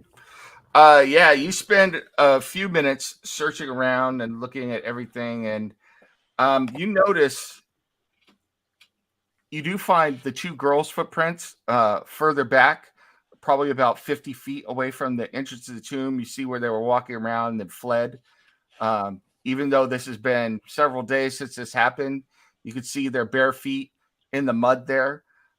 What you do see is that there are numerous goblin footprints and some larger footprints as well all around this area. Can I tell anything? I'll tell the others that there have definitely been goblins in this area. Can I see How anything long about ago the larger should we footprints? get ready? Some of them look fairly recent, but I mean, it's tramped all over the place. I mean, Okay. it looks, if you didn't know better, you would think this was just a very cut up, muddy area. But examining it closely, Cirrus has been able to determine, individual footprints and people moving around and stuff like that. So, Yeah. It's I'm hard to kinda- tell, Bjorn. Just a lot and not too long ago. Okay. Yeah, I mean, it could be that they're trying to use the legend of the ghost to drum up, people to be disinterested in here, because you can absolutely replicate that with magic. How bad could this legend be if there are shepherds and sheep just kicking it around here? Well, I mean, they may be restricting themselves to this area, whether as a hideout Yeah. or as a staging ground. Yeah. But I mean, the answers are probably inside. So, do we want to head that way? I'm up for going inside. As Boja approaches it, does she see any religious symbols carved around the cairn? see any religious symbols? Yes. No, you don't see any religious symbols. But if you go ahead and give me an investigation check or a perception check, either one. So, I can do Eleuthera, perception. you would know this, I think. Is no religious symbols on a tomb weird, or is that just me? It depends on the tomb, I would say. It depends on the culture. Yeah. Yeah. Whoa, look at that nat 20. I critted on that puppy. God damn. quite worn, you do make out some writing, and it is in a ancient script that you are not familiar with. Um. I'm speaking to Boja, so Oh, okay. Do I recognize the script at all? you go up to aid Boja and you look at it. It is an ancient form of Dwarven. You Okay. can go ahead and give me an intelligence check if you want. That makes to- sense. They said to so read much it. of this area was a dwarven empire before. Yeah. So I can try, and I wouldn't mind having a little help on this one, though. Yeah, you'll need some good luck. Can I like You need okay. I'll touch you, and you will now have guidance. I will impart some of my lucky. All right, that would rabbits. give me advantage. All right. They'll give you a D4 on the roll. Oh, D4 plus whatever. Okay. Normal, Yeah. then D4. Okay. Oh, 20. Ah, Yeah. Okay. You begin reading it, and you're able to decipher the reading. It says, Lady Calyi Tahin lays here. Or Talrin, excuse me, I can't read today. Lady Calyi Talrin and you cast back, and you remember during your time amongst the dwarves that the Talrid family was an ancient dwarven family. The line died out about at least 550 years ago. So it would seem that this is the tomb of Lady Kali Tyran, and her house is very ancient. And in fact, it died out 500 years ago. So it could very well be that there is a legitimate spirit that is not at rest. We should check it out. You can also you remember that. But I do find I will add that I find it very interesting that this is the second time we've run into dwarven barrow like this in these circumstances. The family died out. You also remember that the family died out during something called the Orc Fastings War. Okay. Yeah, they died in the Orc Fastings War is what I tell everyone. I would like to, given my backstory, make an Arcana roll. I want to determine if I know that ghosts can possess victims. So if we do encounter a ghost, I can warn people of that. Okay.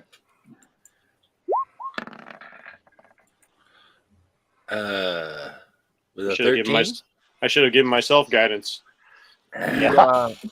You're not entirely familiar with what's going on with ghosts here, but Yeah, I dealt with many more corporeal undead creatures. If this is ghost still, be on their toes. They have many strange abilities. It is phantasmal creatures. They can move through things. So they could come through a wall, come through a ceiling, come through the ground. It's very scary. Keep alert. Yes. Just checking. What does a guy with an axe do to keep alert in such a situation? Pay attention. Yes. But our enemies appear to be incorporeal. Yeah. But I would do a divine sense, but I don't want to do it until we're inside. Is weapons magical? Yes. That should harm even ephemeral spirits. Yeah. Yes. Okay. Magic and magical weapons should harm these things if it is indeed a real ghost. All right. Bjorn is all prepared then. That's right. And Boja's got a new magical hitty stick. A light bringer. Mm-hmm. Yeah, if there are undead in there, Lightbringer will definitely be an asset. Okay. And, Well, and can I just say how awesome that is of a weapon for Boja? I mean, if you I know, it's so you perfect. could It's not perfect have for her. tailor-made a better weapon for her. It is a perfect weapon for her. Absolutely. Well, there is still a door in front of you, and it is locked. Yeah, Cirrus will check the door for traps.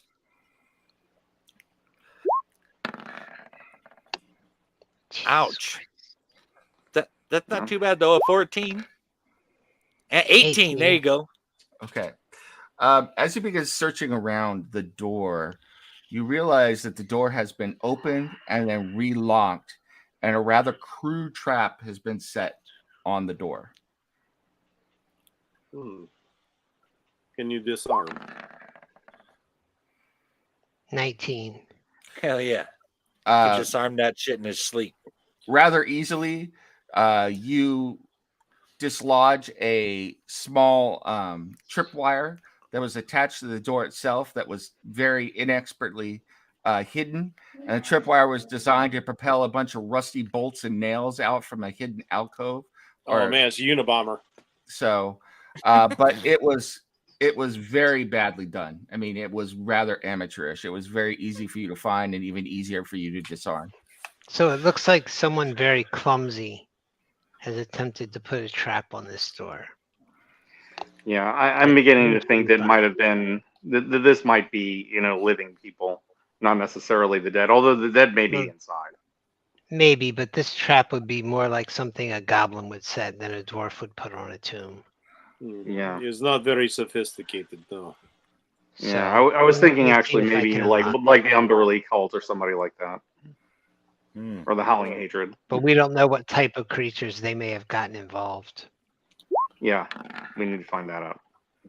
So 27 to unlock it. You're You very unlocked that one and the next one we come across. I was going to offer a touch of luck, but it seems you do not need. you are able to unlock the door quite easily. Because Sirius is the man. Maybe you don't know that. Mm-hmm. He is I'm just a incredibly traveling skilled. entertainer. Uh-huh. And you will prove that tonight.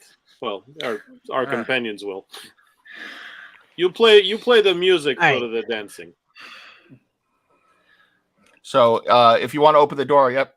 So Oh, look, another door. mhm. Well, that's I'll walk Door in within a and look door? around. Right. As you step in, a dwarf, spectral dwarf, comes through the door. His battle axe raised. He goes, "Get back, you orcish bastards! You'll not touch the Lady Kaylee. I'll die before you can have her." And he's swinging his Wait. battle axe back and forth. We're here to get rid of the goblins that have been infesting your tomb. He goes back and disappears, and you see him come through the door again. "Get back, you orcish bastards! You'll not touch Lady Kaylee. I'll have your heads." I think we found the answering machine. He's stuck. Yeah, sometimes spirits, they are stuck in loop. yes, Yeah, not true ghosts. Yeah, more like an echo Bad- of the past. memory. He's a recording. As you speak to him, as he came through the door the second time and you were speaking to him, he kind of stops and drops the axe, and it kind of disappears through the floor as he drops it. And he looks at you and he goes, "You're not orcs." I I like like grab to one of think my so. long ears. No, very much not orc. No, we are not. We mean no harm. "Have you come to rescue us from the orcs then?" Yes. He looks at himself. I fear that I didn't make it. I'm No, afraid to I'm say that sorry. you did not. No. But It you would died seem not. valiantly defending your lady. You died with honor, good sir. If we can put you to rest, we shall.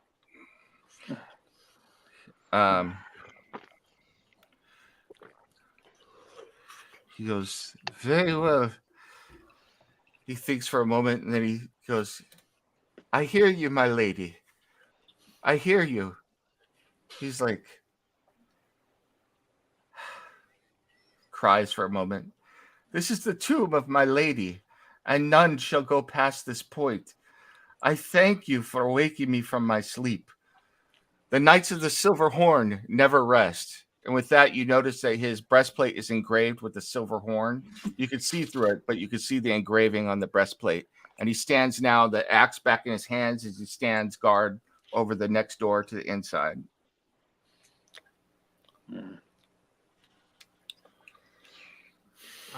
Sirius will just turn to the others. Who wants to break it to him? Yeah. That will be very delicate. I mean, if we do this wrong, we were going to be fighting ghosts that, frankly, I would prefer not to fight. I'm going to go ahead and say that delicate is not my thing. I have noticed that. We're noted and logged. Yeah. Boja, you have a gentle manner to you. Perhaps you are best suited for this task. Yeah. And if anything goes wrong, you're best suited to fight them. And if not, Yeah, baby. If not, I have some skill in speaking. I will go up to the dwarf and bend so that I am at the dwarf's height. And I was like, "I represent the Dawnbringer, Southern Ray. I want nothing but to protect your lady and you from any evil that is being done. Will you not let us assist you?" "My lady, I do not know Seren Ray, but I have sworn an oath to Morden to protect the Lady Kelly and I'll let no one pass this point, even unto death. My lady rests beyond for all eternity, and so I shall guard this door for all eternity, so none shall disturb her, and no bastard orcs will get past me either. She has been disturbed. A small child has seen her beyond the tomb. She does not rest, but I can help her rest.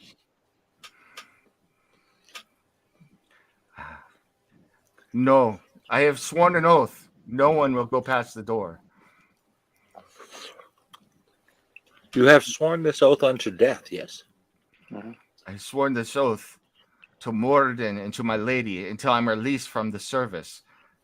Unless you are Morden or the Lady Kalyi, you may not release me. I don't think we can get in touch with Moradin. Nice to meet you. My name is Morden. I was about to say, does anybody know what Morden looks like? I could describe him for you. If I had like an actual image of Morden, I could do something, but I don't know. Yeah. I mean, I know what I've seen on statues and things like that, and descriptions given to me. But Go ahead and you Boja, should try to fool him. Eleuthera, Bjorn, and Whodunit, give me perception checks, please. All right. And perception with advantage. Give myself 11. Let me give myself 21. guidance as well. 20. You gave yourself guidance with a 21?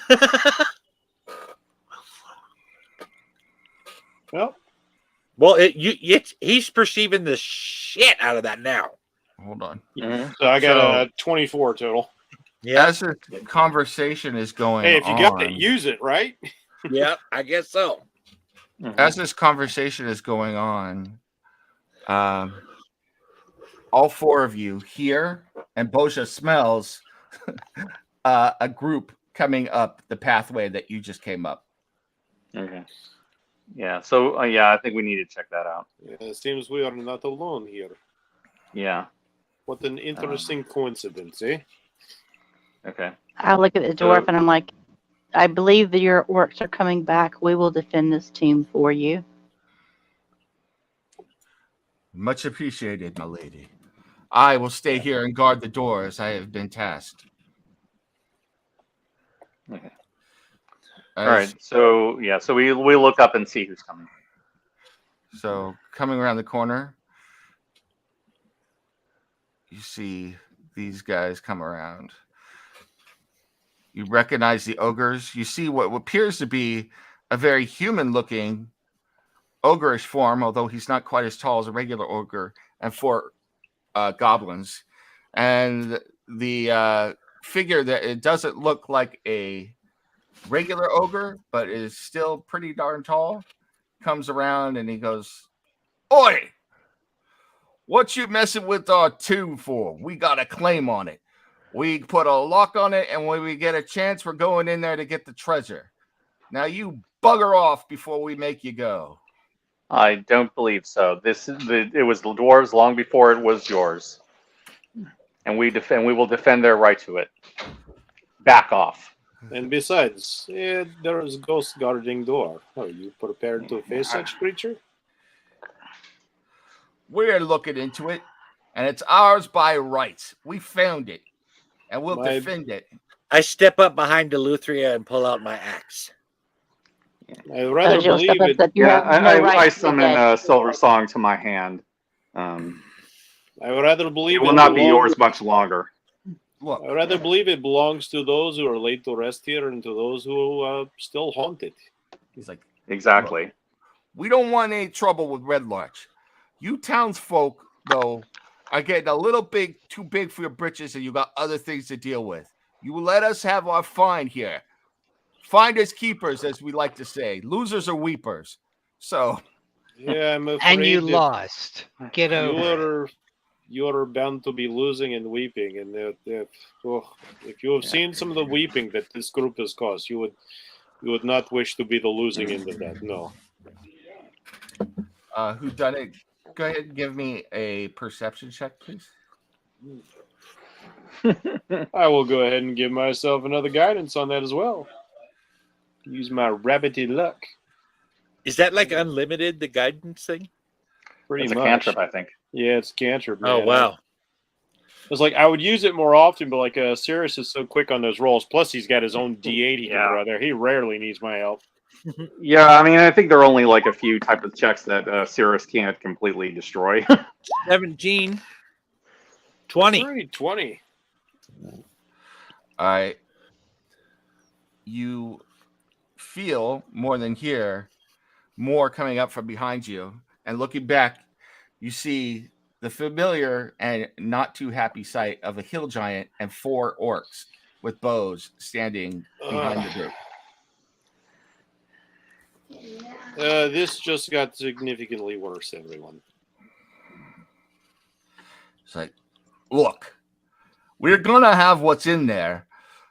It's like our forefathers fought here, and whatever's in there is ours by right. Now you bugger off. We're being real nice about it. Leave. This town's got bigger things to deal with. We've seen it out there on the plains. Yeah, there is a part of me tell. that's tempted to just to let them in, just so the dwarves can kill them. Wait. But I'm not going to do that. What else have you seen on the plains? Comes a All voice those- from inside the tomb. Who's that? Who's that speaking? I pull out my Right. ventriloquist dummy. Mr. Ventriloquism wishes to know. Speak again, Mr. Ventriloquism. I'm Duga Rockhammer, and this is my tomb. Now, what else have you seen on the plains? Oh, you're tricksing. You're tricksing old Gorkick. Come on out of there. There's nothing in there but little ghosts that yell and scream at people. We'll take care of them soon enough. Are you gonna answer my question? Oh, you know what's out on the plains? All those weirdos with the masks and the running around and the everything that's going on out there. There's something weird here. We want to get the treasure that's in there and get out while the getting's good, because the Desert Valley isn't a place for goblin, orc, or giant anymore. Or ogre. Well, then get the hell out. Well, let us get our treasure. It's my treasure. Finders keepers. All right. He's already in the tomb. He kind of scratches his head at that, not sure Yeah. where everything went wrong. I whisper to Eleuthria, can I antagonize them? I think we're in for a fight anyway, so might as well. Yeah. I'll tell you what, you can have the treasure if you can bend over and kiss your own ass. One of the goblins next to the half ogre bends over and starts to try and kick his own ass, and he's kicked by the half ogre. Hey, stop that, you! Have some respect for yourself. Fine. I warned you. Lads, let him have it. All right, everybody, hold on. Let me bring up the turn order. Make sure you select your marker, and let's roll for some initiative. Alrighty. Dose initiative.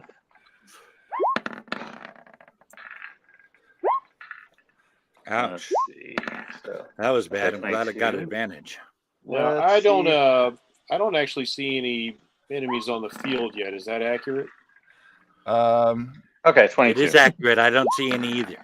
Okay. I might not have put them on the right layer. All right. bring them Oh up. my gosh. All right.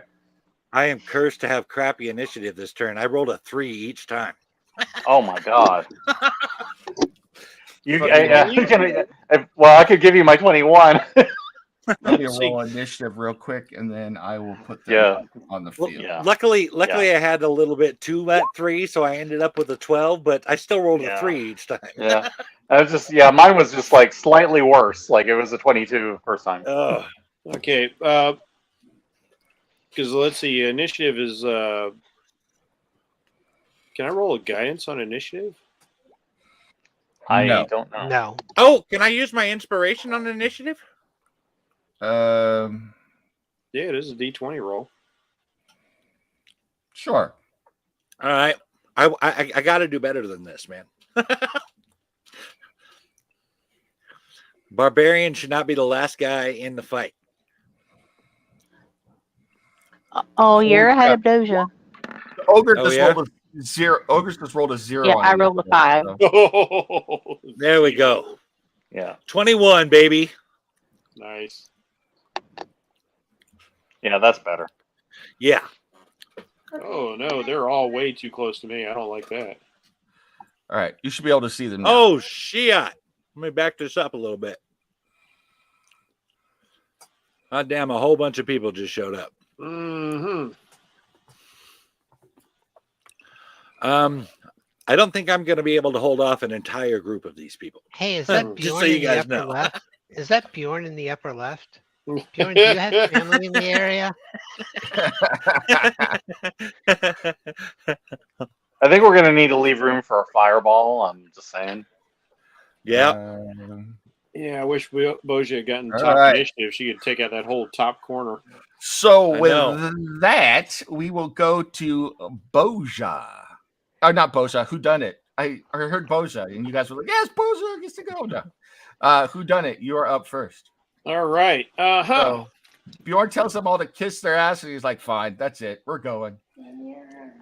But one goblin's trying to kiss his own ass. So Let's see. Let me. Technically, you could have gotten out of this if you'd have just kissed your own ass. I'm just saying. Let me check the area of this spell real quick.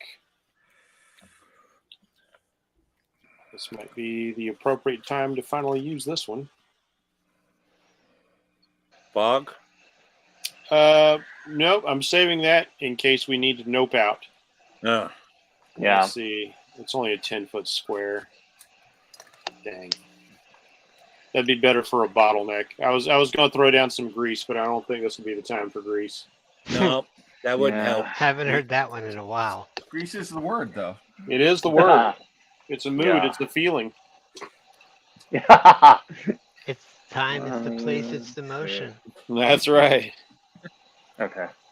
All right, let's see. Goblin, goblin, goblin. Who do I want to hit the most here?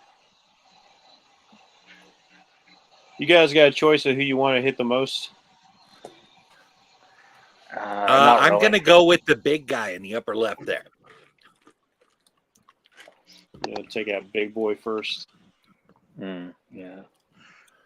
All right. I can light him up and get one other target, or I can try and snag a bunch of these guys down here in some fairy fire. Yeah. I'm thinking. I suppose if you can get more of them at once, that would be more efficient. Yeah. I'm thinking once it's my turn, once I move, I'm going to start throwing darkness because we're going to need some protection. But I'm going to have to move out of the way of everybody who doesn't have dark sight. I can drop a big fog cloud over the whole area, then everybody's blind. All right. It would Okay. make things very even. Yeah, because my thinking is we're going to need to throw them off balance. These guys are going to hit us. That's not a question. Mhm. But if we have a way of giving them a disadvantage, it might make it easier. Because we'll all have disadvantages. Is the dealio. Yeah. If I drop a fog cloud over this area, because I can drop a big fog cloud. Yeah. I can reckless attack and balance it out. So that's something. Okay. All right. I will. You have a very good likelihood of killing at least the first person you fight. That'll help. I'm planning on going after the big guy. I figure I have to hold him off. Yeah, I would agree with that. I'm going to start just focus fire. Let's see. I will have Mr. Ophidian and Mr. Ventriloquism. They will both fire at, say, this goblin next to this half ogre down here. Let's see how we do. Get some pet action going. To the right or left? The one to the right. Okay. All right, let's see. No, not Eldritch Blast. Yikes. Oh, damn. Those are hits.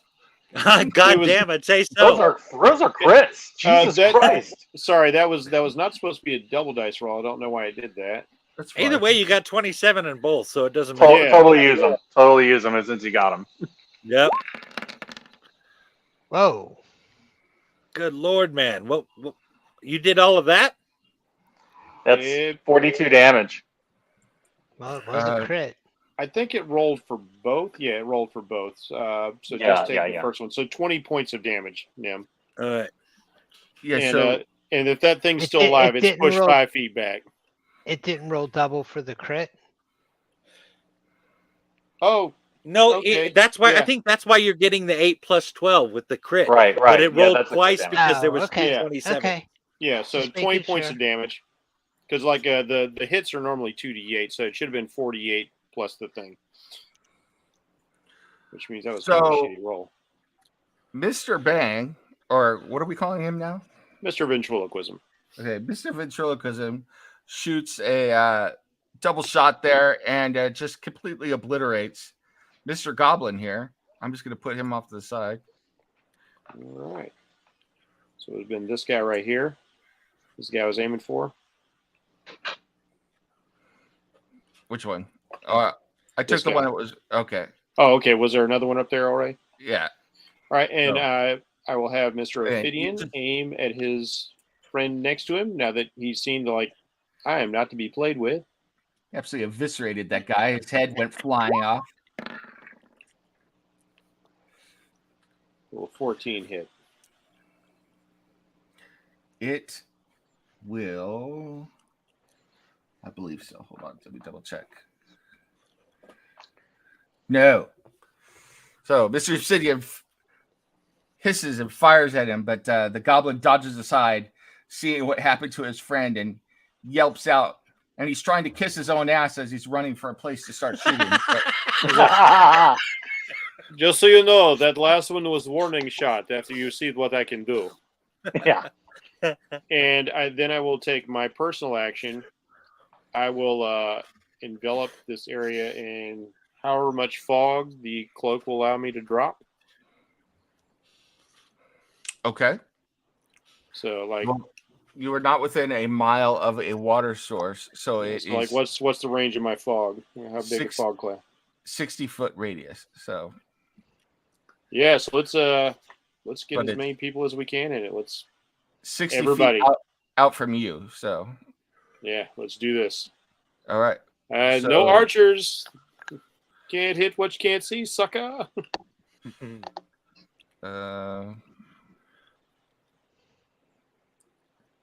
Oops. No. Oh man.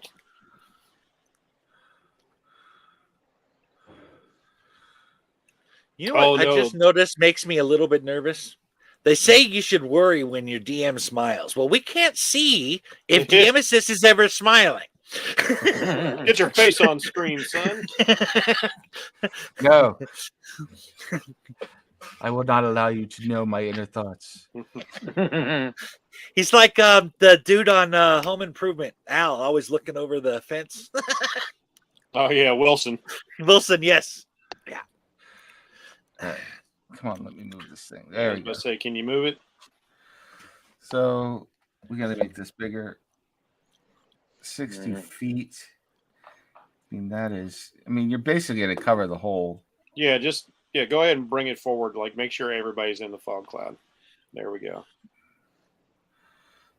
We'll do that for the moment. I mean, All right. it should that go works. further than that, but Damn. so a thick, inky fog begins moving out from whodunit. You do notice that every now and then in the fog, you see strange visions of like almost vampiric mermaids and things going through the fog. It may be your imagination, it may be not, but it Ugh, is eerie. unexpected consequence. Vampiric mermaids? Yes. God damn. Okay.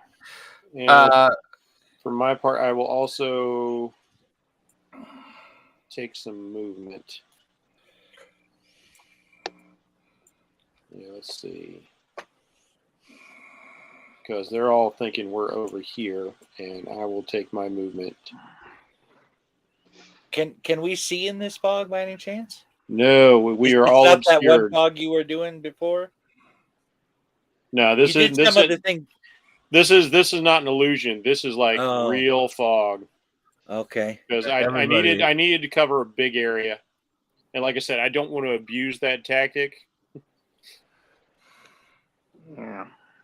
All right, So so, you I pretty will much- move. I will move forward to the limits of my range because they expect everybody to go over there, and I'm going to try and pick people off from a different angle. That is the end of my turn. Okay. So no I one need can see at this point. So I need a second opinion here. I've been kind of staring at that hill giant, kind of eyeing him down because that's the guy I'm going after. Mm-hmm. Do I have any kind of a sense with this fog in here, the general direction, since I've been looking in that way? but when you moved, the fog moved with you. So Did it? yes. Yeah, you're the center. Oh, I'm the center of the fog. Yeah. Oh, will that still catch everybody in the fog?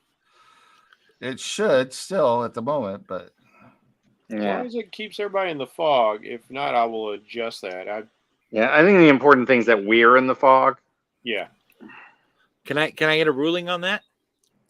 Well, Hold on. you knew where he was before the fog appeared, so that's kind of. Just run in this general direction. It should be fine. You'll probably feel him stepping. You'll hear him for sure. He's big. come on. I always end up making my players in these situations make perception checks to figure out where people are. I'm actually considering turning off the lights, but we'll go with it. But I'm going to say until you get within 30, if you guys can role play it, that's fine. Until you get within 30 feet of what you're going after, you have no idea where anything is. So, All right. Okay, I Okay. just kind of ran out in a general direction towards where I was looking, and I'm within 30 feet of that hill giant. okay. So you have a general idea where it is at the moment. So, Okay. So wave your private parts at its auntie. yes. That's right. Okay. All right. This should be a really I shall interesting fox in your combat. general direction.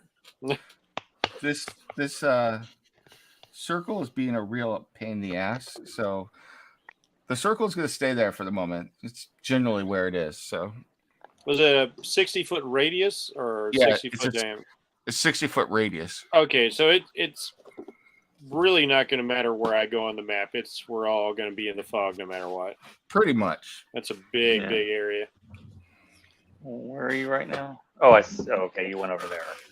Basically, Yeah, what but- you are wearing is designed for Does that naval combats and to cover ships. So, Yeah, makes sense. so Bjorn, you're there. You've moved 30 feet. So you can kind of see through the fog, basically the outline of the hill giant, even if you don't know exactly where he is. Okay. So you've Well, done that then place. I am going to where is it? Get your Let's see, bow. what would be better? 1d8 plus 3. I guess I'm going with the Or longbow. javelins. Longbow Yeah. seems to do the most damage, so I'm going to shoot an arrow in his general direction. All right. Shabam! I'm beginning Just- to think maybe you should shoot your javelins with your bow. You've Everybody's got so many, it's like a quiver full. while you're in the fog, though, everybody is at disadvantage right now. That I am going to say. So, He's going to reckless attack. I can't reckless attack Oh, with it's my melee bow. only. yeah. Nah. Yeah. Okay, so I guess I need to re-roll that then. Yeah, second roll. Well, no, I need to do it with disadvantage. Well, you just roll Well, two just rolls and you roll- take the lower. Roll again and take the lower. Yeah. Okay.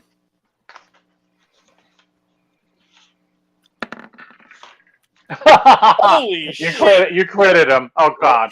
Well, you get the 13. So, like, yeah, the The 18, you mean it? Yeah. The 18 Yeah. hits. So Yep. So man, We'll go ahead Bjorn and is do on that. fire.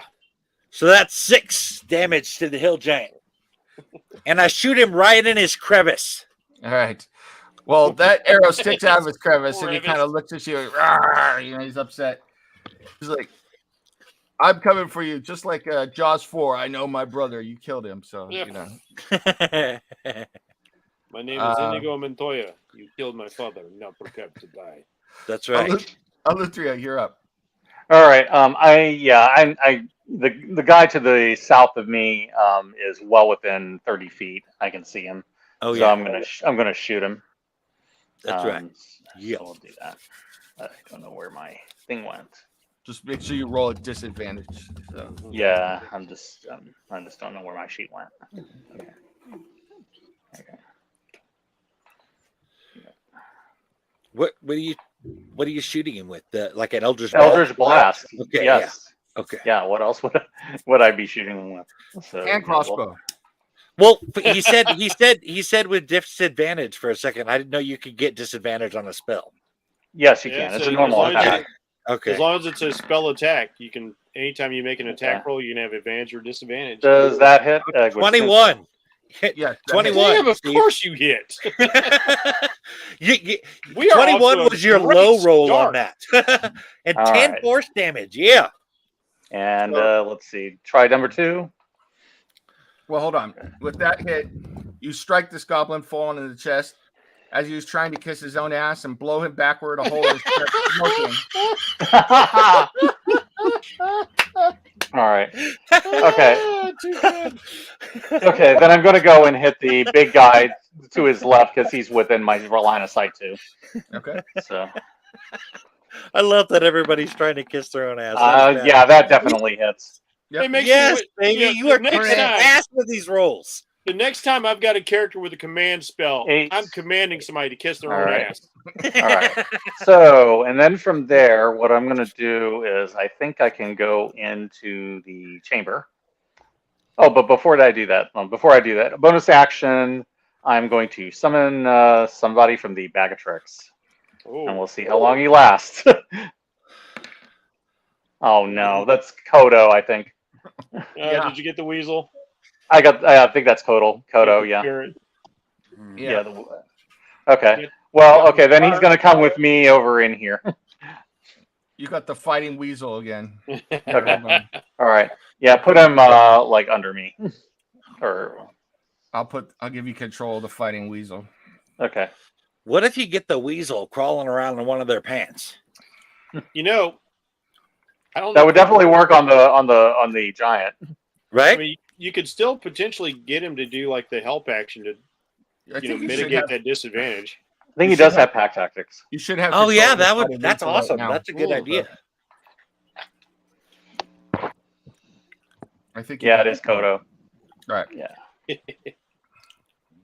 The weasel. Yeah. He has keen hearing and smell, so he should be able to operate in the fog. Sweet.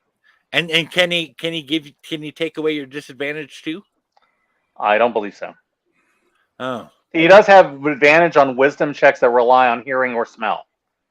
Oh, he can't like give you guidance or help you or something along those No, it lines? doesn't say that in there. No. Oh. No. So these two goblins, under the glare of the ogres, rush forward, both of them with short bows, and fire at Boja. Oh no, you did. Disadvantage. Yep. Boom shakalaka. And Boja's armor class is, 17. let's see, I got an 8 and a 5, so it's not going to matter. Yeah, So, baby. 2 arrows go flying wide. Can't touch this. That fog is earning its money. Cirrus, you're up. I can steady aim to cancel out the disadvantage to throw at this goblin directly ahead of me. Cool. My AC is so high, can't stick no arrows in my hide. Whizzing right past me. You can't hit what you can't see. Hell yeah. Hell Okay, yeah. good. Bonus points, dude. That was awesome. Yes. If you didn't have inspiration already, take it. I've got it. I've got it already. So Oh yeah. But I don't know if you want to consider daggers flying out of the fog to count as sneak attack or not. You can go ahead and roll sneak attack damage if you want. That sounds very sneaky to me. I did steady Yeah. myself, but It's not going to matter, but you can if it's going to make you feel better. Oh, 16. hairs on my neck just stood up a little bit. All the goblins are trying to kiss their own ass now, but nope. You guys Yeah. too. They're I trying. gotta They're pull that starting to, Braveheart quote more often. And They're then trying- I will take my bonus action to wing at this other southern goblin. Okay. Oh, perfect. These are 30 feet. 18. 18. That is a hit. For 9. And Ooh, Max. there you go. So Sirius flings out 2 psychic daggers, and 2 goblins fall dead. Yeah. Nice. I would cheer or give you like a death metal cry or something serious, but I can't see you. People are a little concerned now. Boja. Okay, Drop so the I can boom. see the one. I I can't see the apologize hill for giant, ruining but I your, can see. I'm within No. 30 feet of the one at the bottom. Okay, Right. so you can drop a fireball on somebody. Yeah. Yes. So Yeah, I know that there's a, too. Nobody's in the way. so to eliminate some more people. 30 feet is right here. So Okay. you could see 2 of the ogres and the half ogre. Right, so I would like We've to place come the with blessings fireball. for you all. Yeah, so it's like, greetings. I am the cleric of Saren Ray. Let me introduce you to my goddess and her blessing. Yeah, baby. Boja's gonna bless. Where are you It's going to always put the awesome. fireball at? Fiery blessing. I want to put it where it will encompass all of the ones at the bottom. Yep. Board of So basically- That's why I got out of the way. Yeah, she's You putting can't it see behind one him of the- so it'll catch him. You can't see one of the ogres, but I will give you before we do this a perception check using your keen senses of smell to see if you know that there's another ogre there. So It's that an you ogre. You can smell it. No, she gets advantage on it anyway because she's got keen senses. And they definitely stink enough to be All right, so noticeable. with keen That's what I'm sentences, thinking. I have advantage, but would I still have advantage with the fog because it smell? Fog's not going to affect your smell, so yeah, you get advantage. Yes, the nose knows. Yep. Okay, Great. We can find Oh, cereal if we yeah. need it. you're going to get all of them. Go ahead. She's Toucan Um, Samantha down there. Let me roll for the. Oh, sorry. Holy shit. That's fine. Let me roll some deck saves real quick though. Burn, Yeah. baby, burn. Man, there's a lot of twos. Not really giving them much of a chance to dodge. Nope. People laughed and she Half said ogre didn't get it. burn. And He had the best chance, probably. Hmm. the ogres eat 3 deck saves. Oh, good lord. Boom, boom, boom. We need to queue up Deep Purple's burn every time this happens. Let's I like see. Disco So, Inferno myself. what is the DC again? Oh, it's 17. 17. Right? Yeah. Yes. Okay. So everybody took it. How much damage did you do? 22. 22? 22. Does that mean everybody takes 22? Yes. All them Holy dudes down there. shit. And Damn. we're- Lay the smack down. Yeah. And the one on the top is already damaged. So he's probably going to be close to death. And she's got more spell slots for fireballs if she needs them. I gotta half say, they ogre- don't smell any better after you cook them. The half ogre screams out, "Ah! And he falls over, burning. His body just crumbling into dust as he burns away from the blessings of Saren Ray. The blessings for him. I can see the burning bodies in the fog, right? Because of the light. Sure. Ooh. 3 ogres scream out in pain, but are still very much up and ready to go, though. So the middle No. one, as a bonus action on the middle one, let's let him see the spirit guardian. Not the spirit guardian, the Mace. spiritual weapon. Yeah, Yes. baby. Bring that Lucifer action. Yeah. And I'm starting to wonder All the whether light has been brought. Yeah, baby. 25. It's disadvantage. Oh, Oh, that's right. I forgot. So let me roll that. Let's again. give come him a on, fair wizard, wizard. chance. 17 I think still it's good. still hitting him. 17 Yep, works. that's a hit. Yeah. Yes. So, Boja's unstoppable. Roll some damage.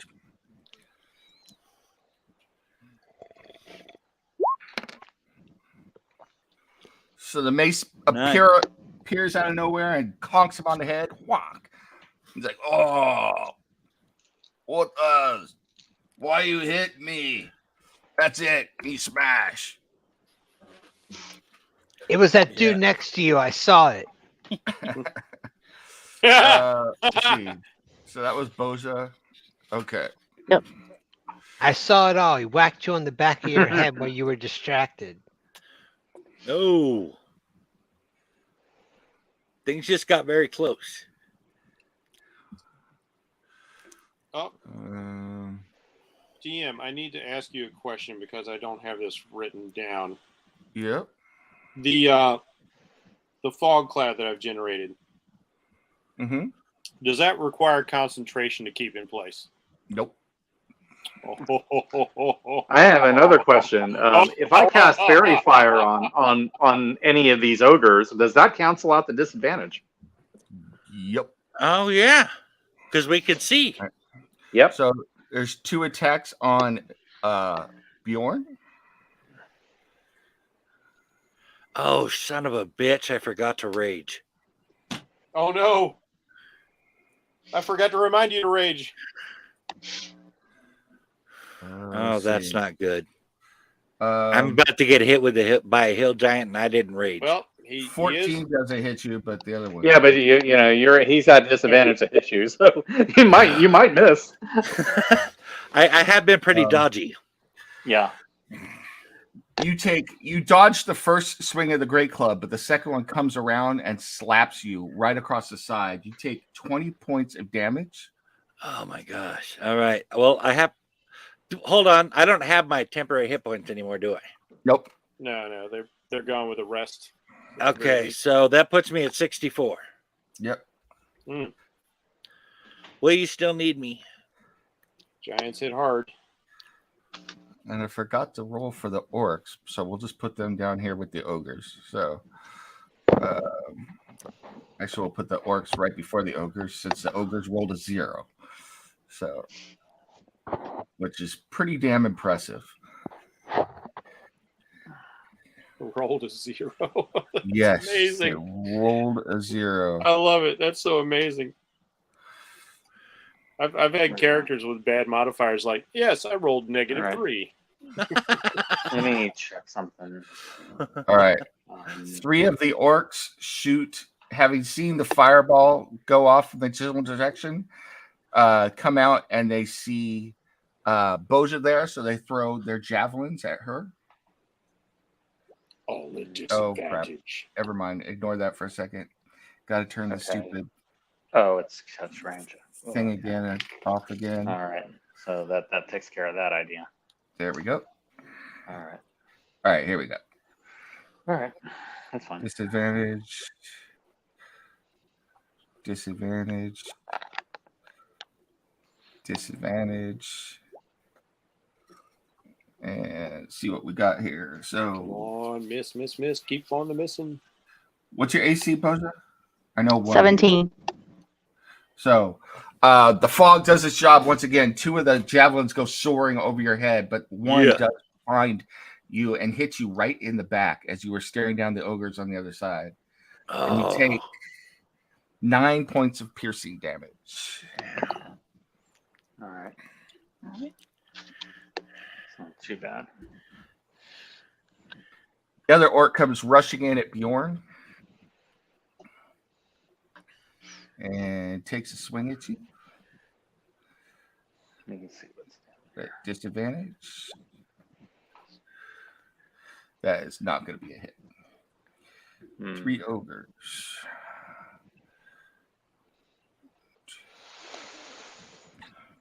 All right. Okay.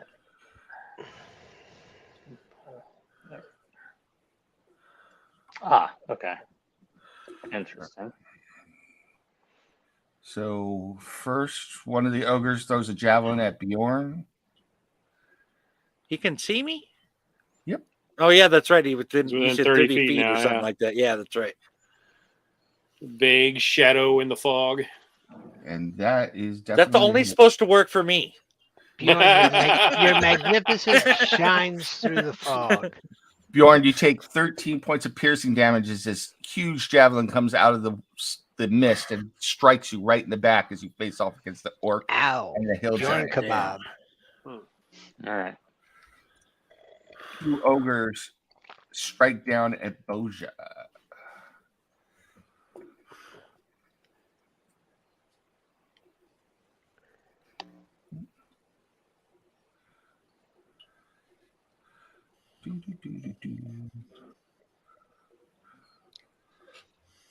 What the hell do these creatures think is in that tomb for them to be so many of them ready to die for it? Must Boja be with, valuable, would be my guess. Or they With think great- it is. with great nimbleness, Boja dodges the first great club attack. The second one comes in though and strikes her on the side, but her armor holds up to it and she braces her feet and holds up to the blow, taking no damage from it as it dents off her armor and gets pushed aside. Actually, here's the fun thing. Boja being an Alexodon, she doesn't even wear armor. She's just that friggin' tough. Okay. Yeah, she has natural armor. Yeah. And then that brings us right back to the top to whodunit. All right. Okay, these guys closed within several feet of me. So I can see them. Let's see how far away you guys are. You're there. Excellent. I can see you. That means I could get all 3 of you. Awesome. Well, not that last guy. Oh, I if can I- take care of the guy on the right. Don't worry about If I place my effect here on them, oh no, that's not targeting right now. Oh, that's because I'm not using that. But let's see. I'll save Steve the trouble. Okay. I will whip off my hat, and I will throw my pixie dust at the ogres. So I'll hit this guy, and I need all 3 of these ogres to make a dexterity saving throw. All right. They have not done well with dex save so far. Pexy Pisky Peccadermis. And it's going to be it's DC 15. Was it supposed? Would I be in the effect too? I will place it so it's like behind them to catch them at the fringe of it, but not you. Okay. The middle ogre does make his saving throw, but the other 2 do not. Okay. So this guy's lit up, and this guy's lit up. Very All right, nice. but we need to do damage to them now. All right, so no more disadvantage to hit those 2 at least. And speaking of damage, since you are getting harassed, let's go ahead and target this guy. Let's have Mr. Ventriloquism fire off a shot.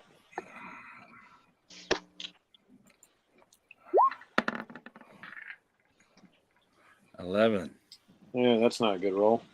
No. Just Do you have to do that at disadvantage? yeah. Oh, that's right. So if Well, 11's not going to hit, what's the point of 11's not going to rolling? hit. So yeah. Okay. Yeah. All right. So we'll try and bolster that in that case with Mr. Ophidian. He'll take his shot. Oh, Boom. there you go. So Oh my God! Any credit on Mr. Ophidian? Yeah. Yeah, Well, but technically it takes the 24, but yeah. So 6 points of damage to this fellow right here. so Mr. Obsidian hits that orc in the chest. Ophidian, not obsidian. Ophidian hits that orc in the chest with his blast. Mm-hmm. The orc kind of stumbles backwards and looks at you angrily, but is still up and going, holding his great axe defiantly as he looks at Bjorn. And I will take my movement. And let's see, because I do not want to be too terribly close to that giant. He's got a lot of reach. I will move myself here, which will take. Wait, which guy did I move? Okay. You moved who done it? I will take Mr. Ventriloquism with me, and this guy will stay. Let's put him right here. We'll put Mr. Ophidian near Bjorn in case I need to throw out a healing spell on him. And Mr. Simeon, you come with me as well. All right, that's the end of my turn. Bjorn. All right. Well, I was going to run up there and hit that hill giant, but I got this little asshole giving me the stink eye, so I think I'm going to hit him. All right. All right, and I'm going to Rage? use my reckless attack to counter out the disadvantage. I am going to rage. Mm-hmm. Okay. Oh, 27, baby. That is a Nice. hit. Oh, Nice. nice damage too. 15 damage. Blam! Strike number 2. Lickety blow. And that slays this poor guy. Temporary. Oh, hit then I get points. temporary hit points. Yes, it Yep. Yes. And you could use them. Yes, I can. Oh, of course it rolled over to the 1. All right, so I got 4 temporary hit points. Just like Wizards of the Coast. Yep. We rolled a 1. Okay, so being that I killed that guy, I didn't even have to use my second attack to come up here and smack this guy one. Nope. You have your bonus attack. So Yep, you move action, you have a bonus attack. yep. 21 Yep, that's a hit. and 16. All right. You hit the dwarf or the hill giant, and he screams out and it looks at you and kind of tries to stomp on you several times, but you dodge aside both times, readying your second attack now. All right.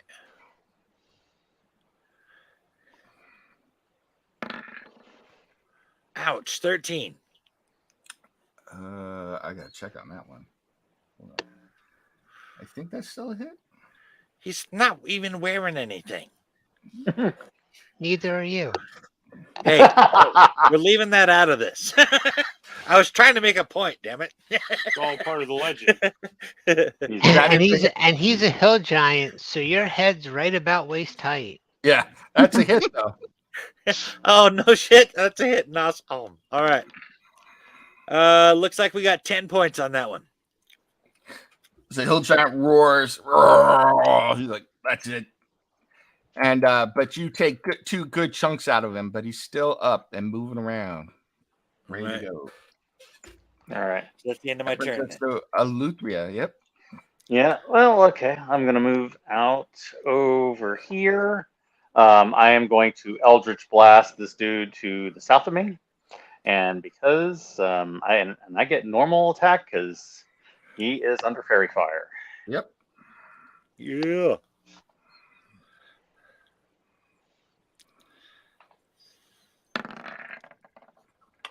Hell yeah, baby! That's what I'm crit. talking about. Oh, that is awesome.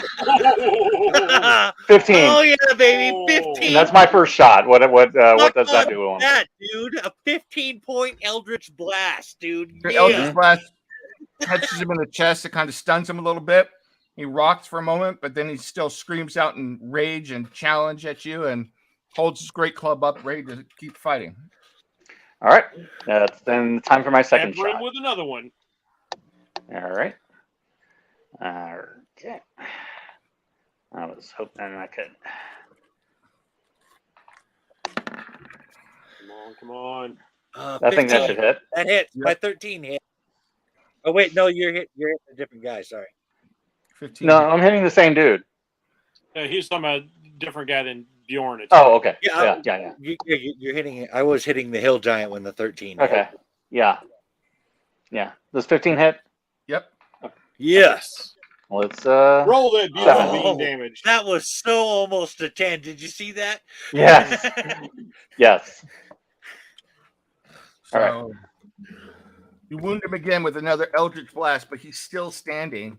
He looks to be a little unsteady on his feet, but he's still very much up for the fight and ready to go. So Okay, then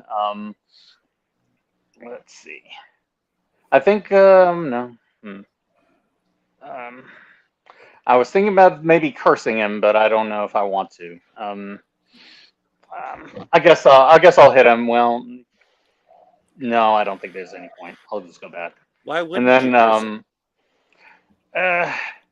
because right now it's like I don't need the hit points from him, and I just don't think it would really be helpful. Oh, okay.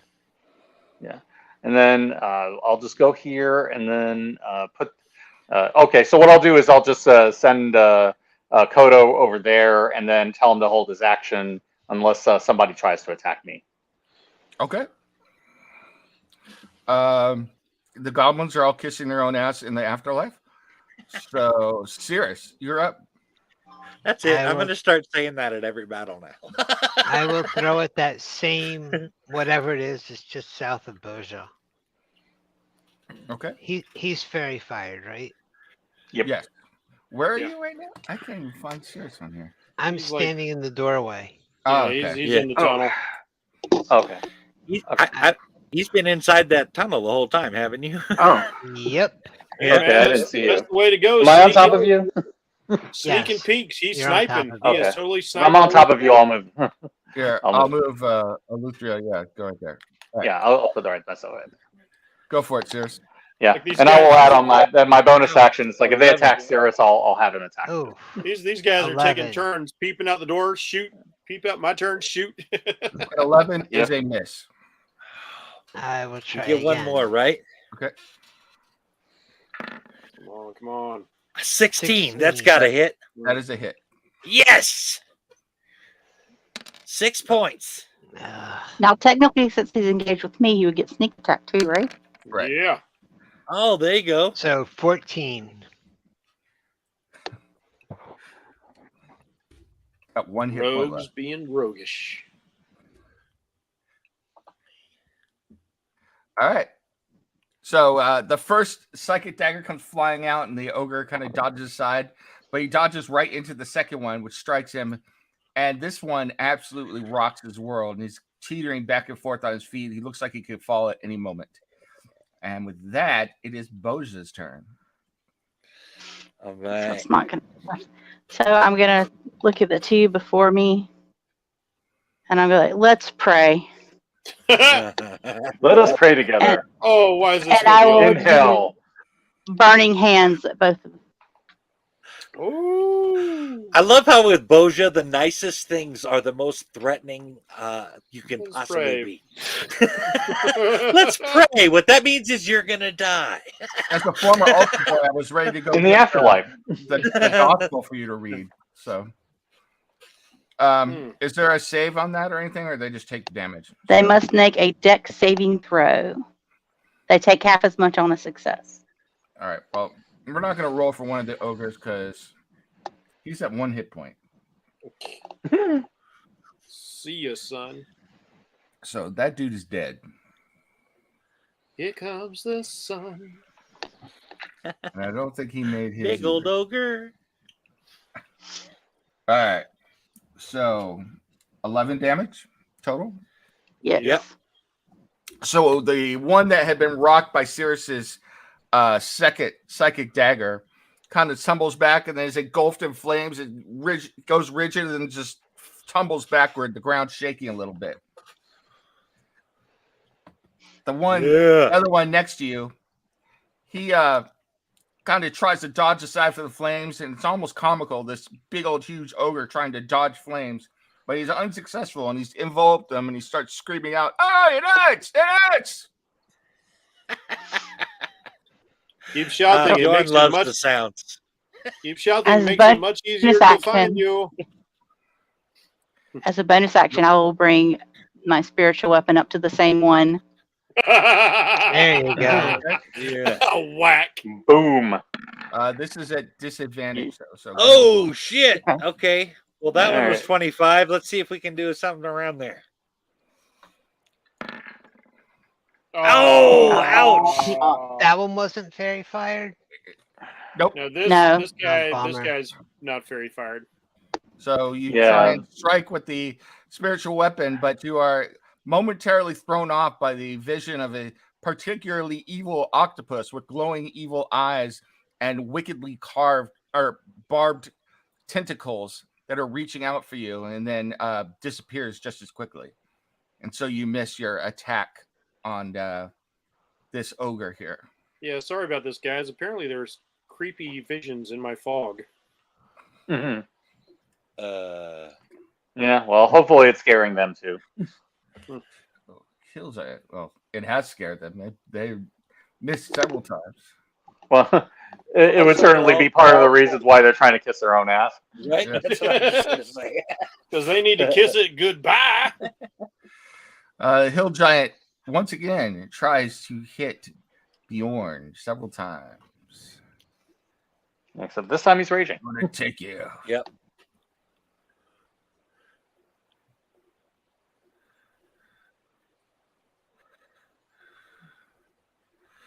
Let's see what we got here. And he hits you twice. Okay. Ouch. Yeah, because that was just a straight roll because Bjorn had recklessly attacked, right? Yes. Oh no! Well, Or would it no. still be disadvantaged because of the fog? Because he can't. I rolled. see him? I rolled with disadvantage. I hit both times. So, Oh wow! Damn. Bjorn, with your taking only half damage, you take 20 points of damage. Jesus Christ. Jesus. Giant hit hard. I heard guess about so. how you beat my brother in the tomb. Nougat smash! He says as these two huge great clubs come striking down. You are yelling and screaming at him as he hits you twice, and all your companions look at you because you actually take the second blow off the head, and you headbutt the great club as it comes at you, but it still staggers you, hurting you quite a bit. So You mentioned maybe sending some healing my way. I got you covered. I was just checking to see if you were like within my visual range. Like you're just within like being able to tell like that's you in the fog. Okay. all right. Okay, I am now flanked. Yes. Mhm. And so they are not at disadvantage, these three guys. Yeah. Come on, Bjorn, be that dodgy mofo. Come on. Please, fog. It's like Earn your money. Dragon Ball a bridge. Dodge, bam.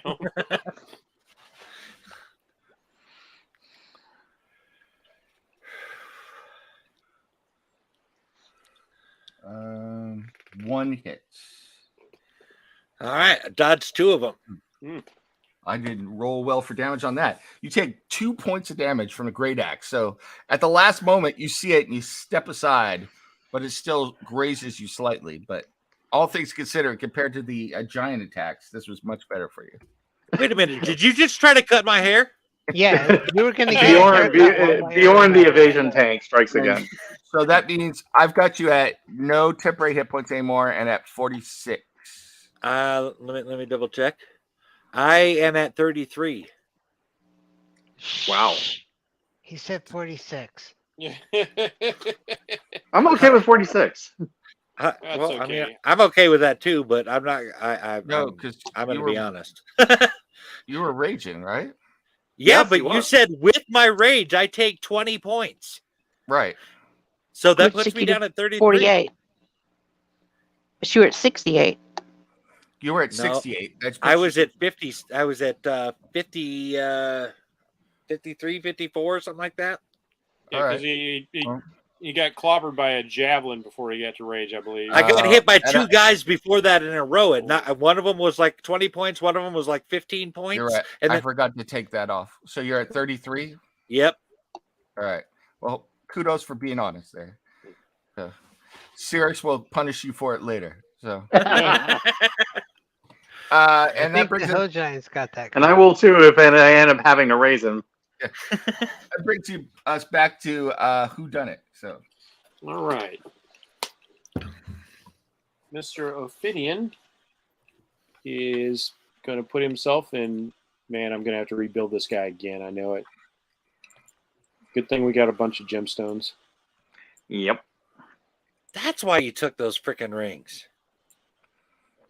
Yep. Well, those gemstones won't work because they're fake. Oh. Let's see. I know the Giants got reach. He's going to get an attack of opportunity. Everybody else I'm clear of.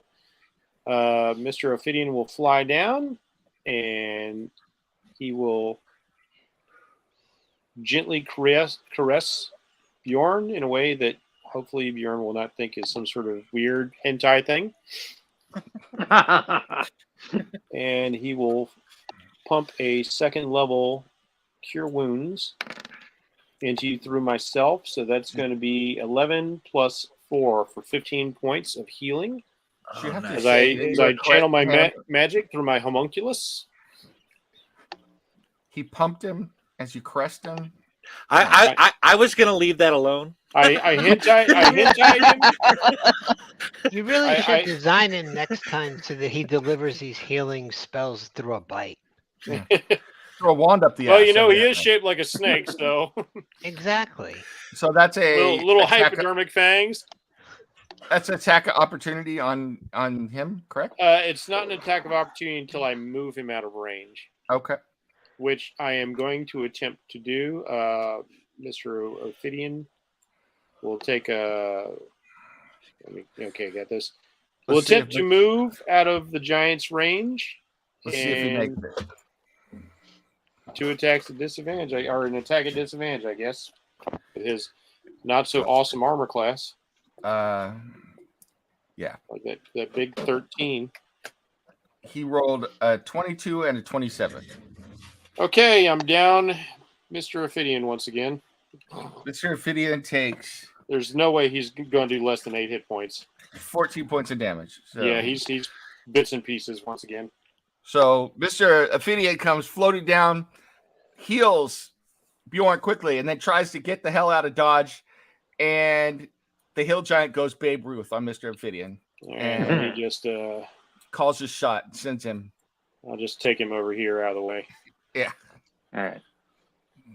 All right, but that was not very sporting of you, I do not think.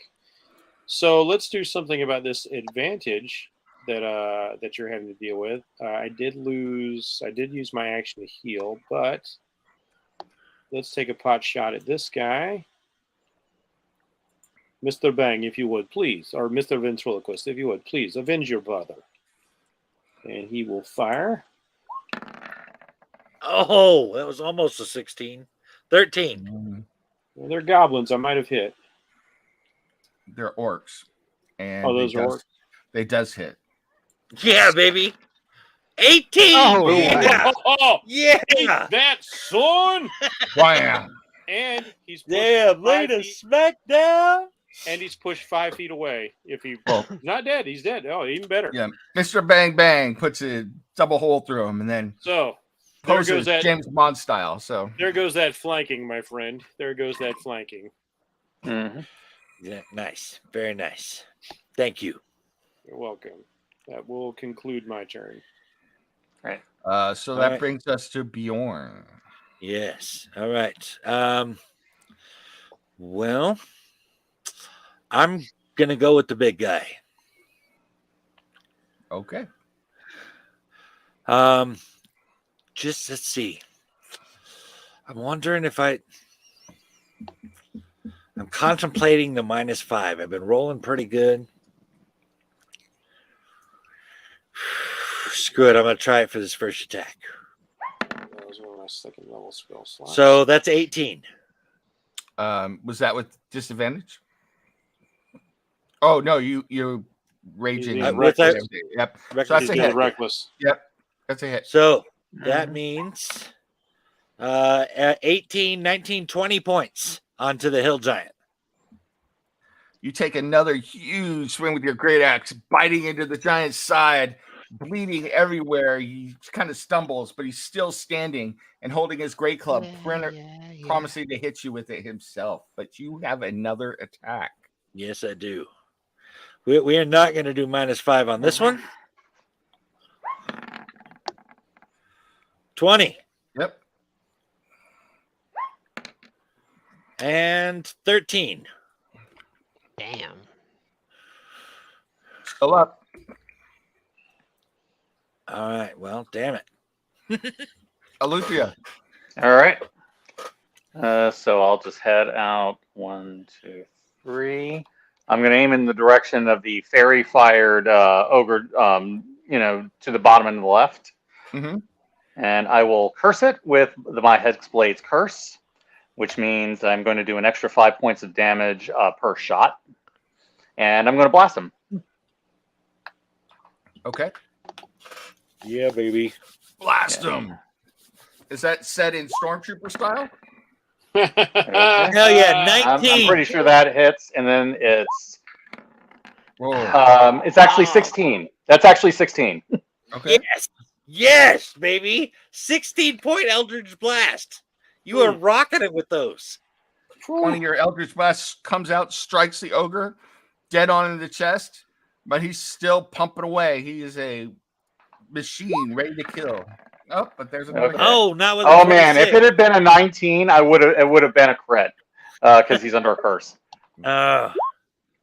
Okay, so that's going to be 14, I believe. Yeah. All right. Still up though. Still going. Okay, then I will move back to where I was now. Okay. Cirrus. You must have had your Wheaties this morning, Eleuthria. I will steady aim and throw at the one closest to Boja.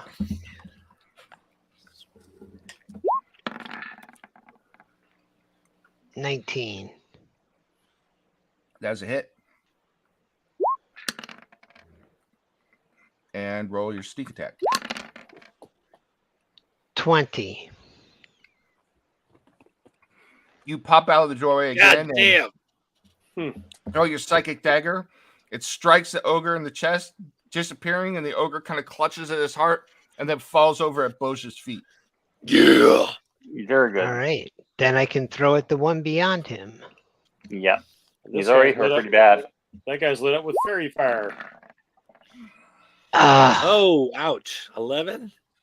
Your psychic dagger strikes him, but it's unable to get past the rough armor of hides and skins that he's wearing, and so it does no damage to him.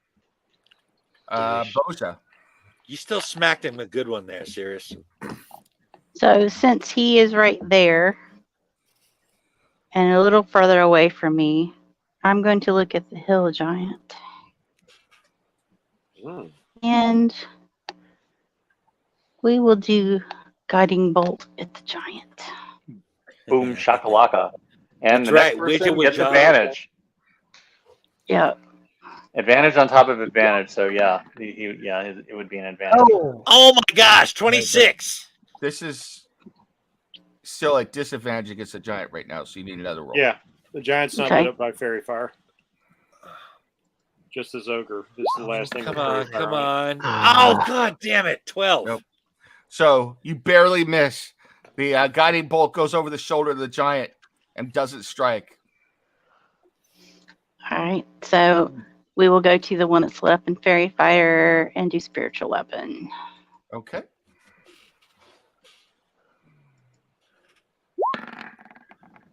That's a hit. Nice.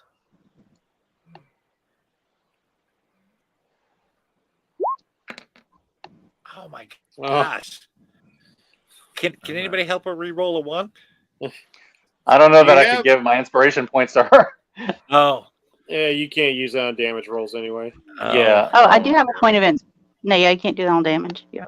Yeah, only on the D20 rolls. The ogre steps to here within your sliding. He's trying to flank you, Yep. He did flank me. Or the hill giant. bastard. Can you disperse the fog at this point? No, the fog's still up. Can you? You can't. He can disperse if he wants to. I can, but I've got to wait till my turn. Yeah, and I'm not. And I think the fog is would help him more right now. Okay. Because he's getting So he's gonna get shellacked. One hits you, and you take 8 points of damage, Bjorn. Is that half? That is half. So All right.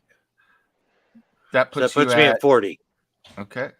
I can still help you with some more healing, Bjorn. All right. And then the 2 orcs strike at you. That was from the hill giant? yes. Yeah. I'm gonna take taking only 8 points from a hill giant as a good one. Yeah, that's You're raging. You're raging. for sure. That's a win. Yeah. Mm-hmm. You Both won, and so did we. of the 2 orcs time their great axe attacks in coordination, and both of them hit you at the same time with their great axe. Balls. They're coordinating against me? And you take a total of 8 points of damage from the 2 great axe attacks. Ha All right. So Again, that's halved, right? That was halved, yeah. All right, so 32 then. And then Not bad. the ogre rushes forward. Oh shit! They're all. I just got hit ganging by up all on the 3 of them, and I only barbarian. took 16 points, man. Oh man, it's a gangbang over there. These dudes clearly And- like bears. He misses. Well, who doesn't, am I right? Thank you for picking up that ball and running with it. So that brings us right back to who done it. All right. Well, I see my friend is. I've apparently pissed off everyone left on the field. Yeah, I can clearly see everything's running over there, or like not clearly, but I see the shadows. Everything's running over there.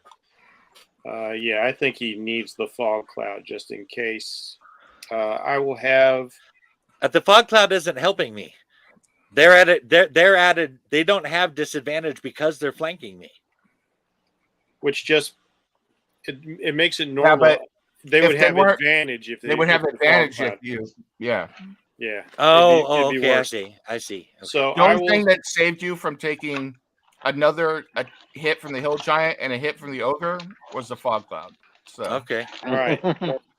Mr. Simeon is going to fly over there this time, putting his furry little butt at risk. put it this way, Bjorn, the fog cloud just saved you probably another 28 to 30 points of damage that turn. So The fog has kept us in this fight, no question. Okay. I'm not going to say another damn thing about the fog. Okay. Let's see. Mr. Simeon will fly over there, and I will use my action once again to cast Cure Wounds through my familiar, as opposed to my homunculus this time. Not the best roll, so that's going to be 9 points of healing, but it's Thank something. Yep, that puts me at And- 41. Then I will have Mr. Ventriloquism. and Mr. Simeon's invisible, right? I'm casting a spell through him, so I would think that would make him visible. Yeah. Yeah. Yes. So is Mr. Simeon leaving I mean, the square? No, he's staying in the square. He's hoping not to be noticed because he's in the fog and he's small. Okay. All right. I don't 12. think that's gonna hit. That is who is he attacking? I was firing at one of the orcs. We'll say this guy. That's not a hit. Okay. And that is going to be all I've got, unfortunately, this round. So it's the ogre that just ran over to me is not one of the ones on fire. So nobody knows I'm No, surrounded he's right now. lit up with fairy fire. He is lit up with the ogre is lit up with fairy fire. Okay, so you guys know that I'm surrounded then. Yeah, You can see that? Okay. yeah. Uh, I can see he's over there. I'm assuming that I knew that you had gone in that direction, so yeah, I can guess that Okay. that's what's going on. Bjorn, you're up. Got to knock off another spell slot. Yeah. Okay. I will blast that guy next turn, so have fun with the other two. All right, so there goes all my warlock spell slots for this fight. Okay, so again, I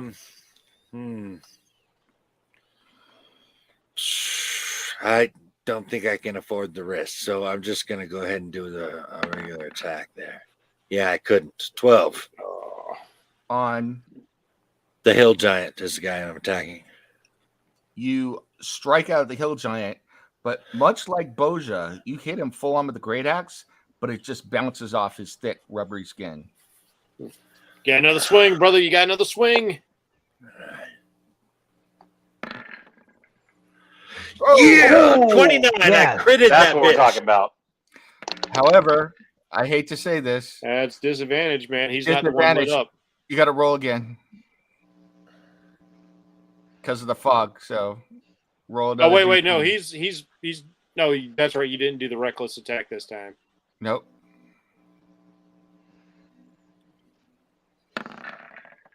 That's a miss. It bounces off the skin again. So, Oh, damn. Okay, hold on. All right.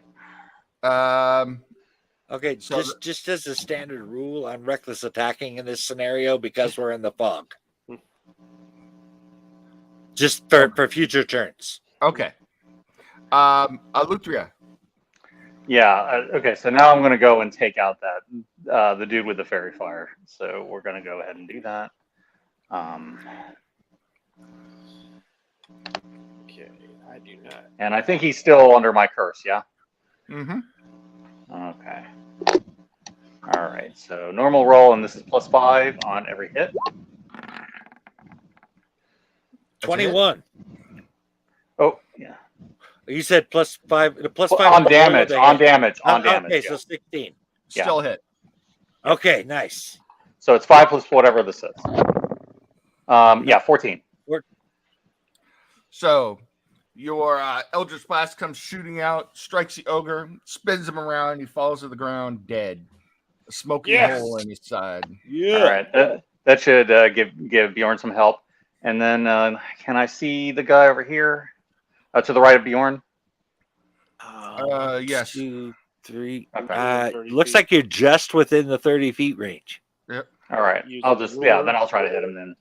All right. So we'll go Yeah, ahead. and hit those him. two guys are within 20 feet of you. Oh, okay. All right. Yeah, and this guy's in the fog, so that's disadvantage. Oh, Hopefully. I was thinking about with the movement. I was adding that. Okay, 18. I probably still got him. Yeah.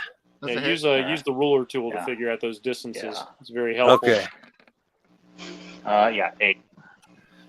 So you do strike the orc, but he remains standing, and they're fixated, trying to get their pound of flesh out of Bjorn.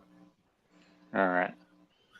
Okay, so You're taking out at least a pound. let me see, what else do I want to do? What else can I do? Yeah, I can't really do. Well, I can, but I don't. Well, let me. No, I got a spell. I got a spell I can try against him. I was trying to save it, but I'll go ahead and use it. Is it a bonus action? It is a bonus action. It's Mind Thrust. Okay. All right. So let me see how that works. Yeah, because you just used a cantrip just now, right? Yeah, that was a cantrip. Oh, yeah, this is, you're good. You can. Yeah. You gotta. Okay, a spell target the must cantrip. make an intelligence saving throw. On a failed save, target takes 3d6 psychic damage, and it can't take a reaction until the end of its next turn. Mind Okay. thrust. Oh yeah. Moreover, on its next turn, it must choose whether it gets a move, an action, or a bonus action. It gets only one of the 3. Yeah. That's Okay. dope. So on a successful save, the target takes half as much damage and suffers none of the spell's other effects. Well, And I'm going to be so I'm hitting him with a second level slot, and so we're going to go ahead and do that. he doesn't make the save. So how much damage does he take? Let's do that. It's three Come on, three Shaka Shakalaka, Steve. wizza wizza. All right, 3d6. 13. Yeah. Yeah, 13. Can't take a reaction, and you must use either a bonus action or an action, not Oh, both. I don't think Dead. it matters. He's gone. Oh, it's dead. Oh, he's dead. Okay. Sounds He good to me. clutches at his head. Ah! And it falls over. You All right, melted okay. his brain. All right, yeah. So yeah, we're good. I'll just. I think what I'll do is I'll stay where I'm at. Cirrus. Steady aim to cancel out the disadvantage throwing at the orc. Okay. God, 11. Jesus. Nope. That's a miss. And 20. That is a hit. Is that what steady aim as well? Yeah, it Okay. applies. 6. So Oh, yeah, 12. 12. you missed with the first psychic dagger, but the second takes him right in the back, and he isn't able to see the attack coming. He stumbles forward, but continues standing, but he's hurt really, really bad. I guess you ain't heard of my boy over here. Boja.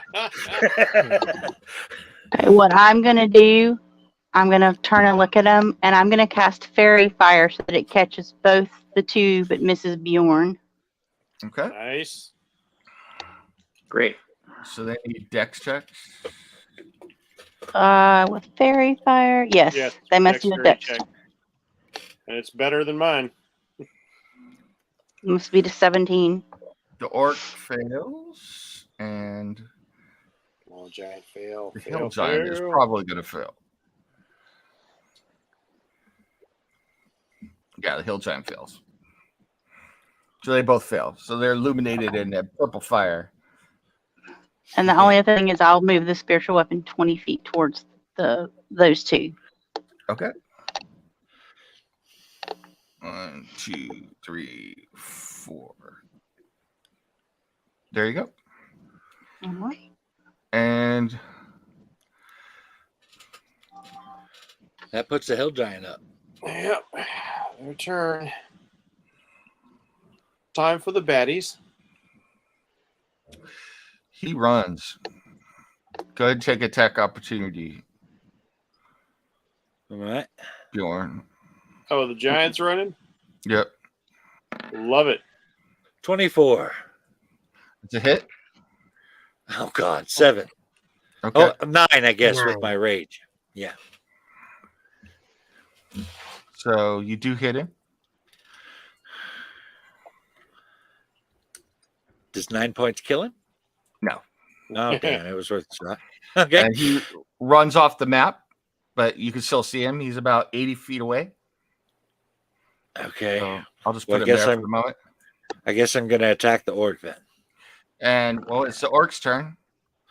Oh, yeah. My bad. And orc I'm, hightails his ass out of here too. So, and he's about 20 feet behind the giant as he runs. So, which goes back to, so they're off the map at the moment. We can bring them back and keep doing this if we decide to chase them. But we're back to the top to whodunit. So, You know what? Just because I want to be petty because he smashed my toy, I'm laying into that giant as easy as he fling. Yeah. This one yeah, is Bjorn for is Mr. fully Ophidian. chasing that guy. actually, the giant is outside of the fog now. So, I got to think about that. Can you see out of the fog? He's You more than could 30 feet dismiss the away. fog now. Yeah, you could dismiss the fog. Sure. you Dismiss the can't see fog. Yeah. As I'm watching the fairy fire flee, I'll dismiss the fog. Okay. And let's do this. Let's put some pain on this sucker.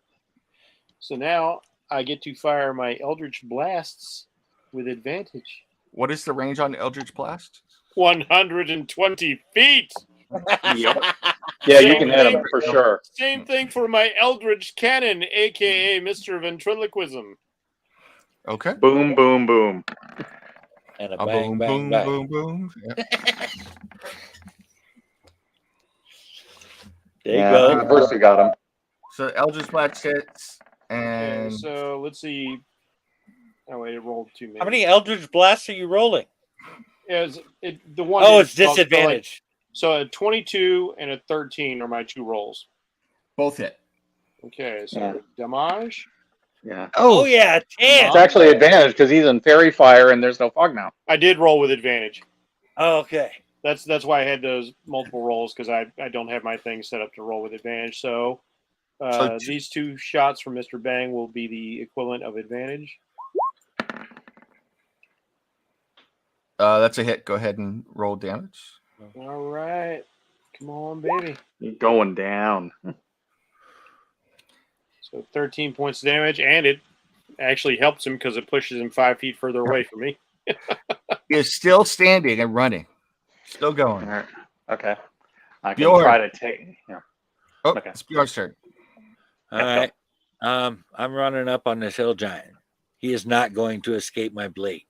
You have the speed to be able to catch him. So we are petty and vengeful. They asked for it. They did, and I'm going to go ahead. I tried and be to in tell there. them to walk away. We did. We did. Reckless attack. Oh, Yep. 27. That's a hit. Yeah. 11. He falls over, dead. Good. So now there is one lone orc running, Hold on, I Okay. got to get my temporary hit points. and he's 10 feet behind Bjorn because Bjorn rushed right past him to get the hill giant. So 10 feet behind Bjorn. I think I should be able to get him. Hold on, let's I see. still got another attack. yeah, Get you it. do. Okay, you did. Okay. Hold on, I moved. What was that? I moved had like to 10 feet to get to the hill giant, Well, so I only have 30 feet left. Well, no, actually, now that I'm thinking about the giant double moved, he took an attack opportunity, so he ran 80 feet away from you. So Oh, would've so I had to- couldn't couldn't have have made that attacked. attack then. no, you would have had to catch up with them. Okay, well, let me. You could hit him with the longbow.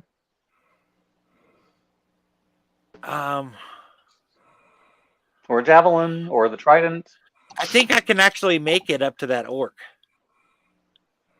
No, the orc double moved too. He went. Oh, Yeah, they were fleeing, man. okay. Dashing away. I guess longbow it is then. Okay. 8. Nope, that is not a hit. I mean, No. wait, Again? it's with advantage. He's got fairy fire. Yeah. Yep. Hit him again. Okay. Still have another. Yeah, you still have another attack on top of that. So. 15. That is a hit. 9. I don't get rage points on an arrow. I don't think. No. Mm. You Yeah. can't. But I that think arrow he's still was going. I think really he's still big. going down though. So okay. And then you have another attack on top of that. The giant is still up though. But Hit him with another arrow or something. Still get that second attack okay. at advantage. Because you had done more than that before, I think. So that's a hit. 21 Mhm. Yeah. He's gone. and 5. 21. 21 worth of passion, but only 5 Right. damage. You shoot him down. Okay. Right. Now there's still an orc running. All right. Steve, That I know orc- you got the range. You got Two. Eldritch Blast. Yes, I do. 4, So I just got range too. 5, and 6. So I can probably Yeah. hit him from here. Yeah, you're going down. Were you going to guiding bolt him? I could do a will. couple of different things. You could try that. Yeah. Because he's a good ways away right now. All right. Yeah. Lestrade, burn this coward. Ooh.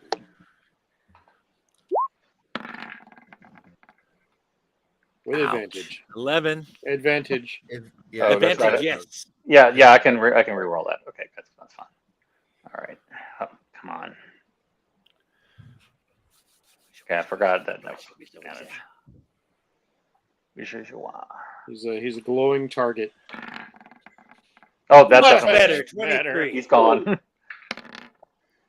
Yep. And 8. And now He tries to dodge aside from the Eldritch Blast, but is unable to dodge it, and it hits him. Wah-wah! Kills him. That's right. oh, he's dead. Okay. Well, Nice. enemies All right. shall flee from us. Wah. So Yeah. And I quietly thank the Dark Maiden for guiding my strike. I'll just speak out to the open air. So, since this is a place of ghosts and specters and spirits, if you unfortunate fools who took us on, if their presence still lingers, I told Yeah. you so. Yeah, I think we're gonna have to make sure these people are taken care of and the bodies are burned and they're not allowed to come back. There's always the risk around here. Did you just pull the Axl Rose get in the ring well? So, I call it like I see it. with that, all of the enemies who were attacking anyway are gone and dead. That's right. Okay.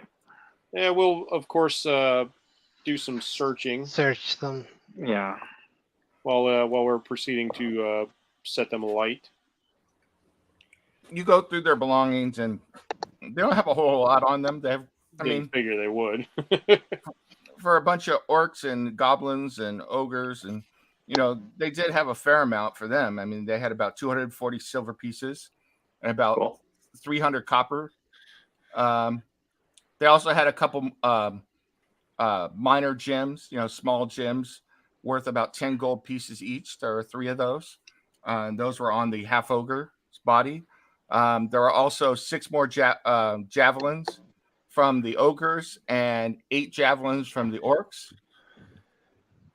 I would like to cut off both of their heads and place their faces on their asses so that they can finally do what I told them. They go into the afterlife and face Grumps with shame. Oh, Yeah. That's twisting the knife. Damn. So, and with that, you round up everything, you burn the corpses, and as all that's going on, the spectral dwarf figure still stands in front of the door impassively, not moving. All right, guys. I'm gonna have to call it, if we can call this a break point. Yep. Yeah, I don't think we can go in anyway. But I think it might be worth talking briefly to him before we do that. Well, if Greg's got to go, we can go ahead and pick up talking to him next time when we get going. Okay. So why don't we go ahead and call it here if Greg's got to go, and we'll go out, and then I'll let you guys know what experience is. And then, Greg, if you got a jet right now, I'll just put it in the chat as well. So All right, appreciate it. no problem. Okay.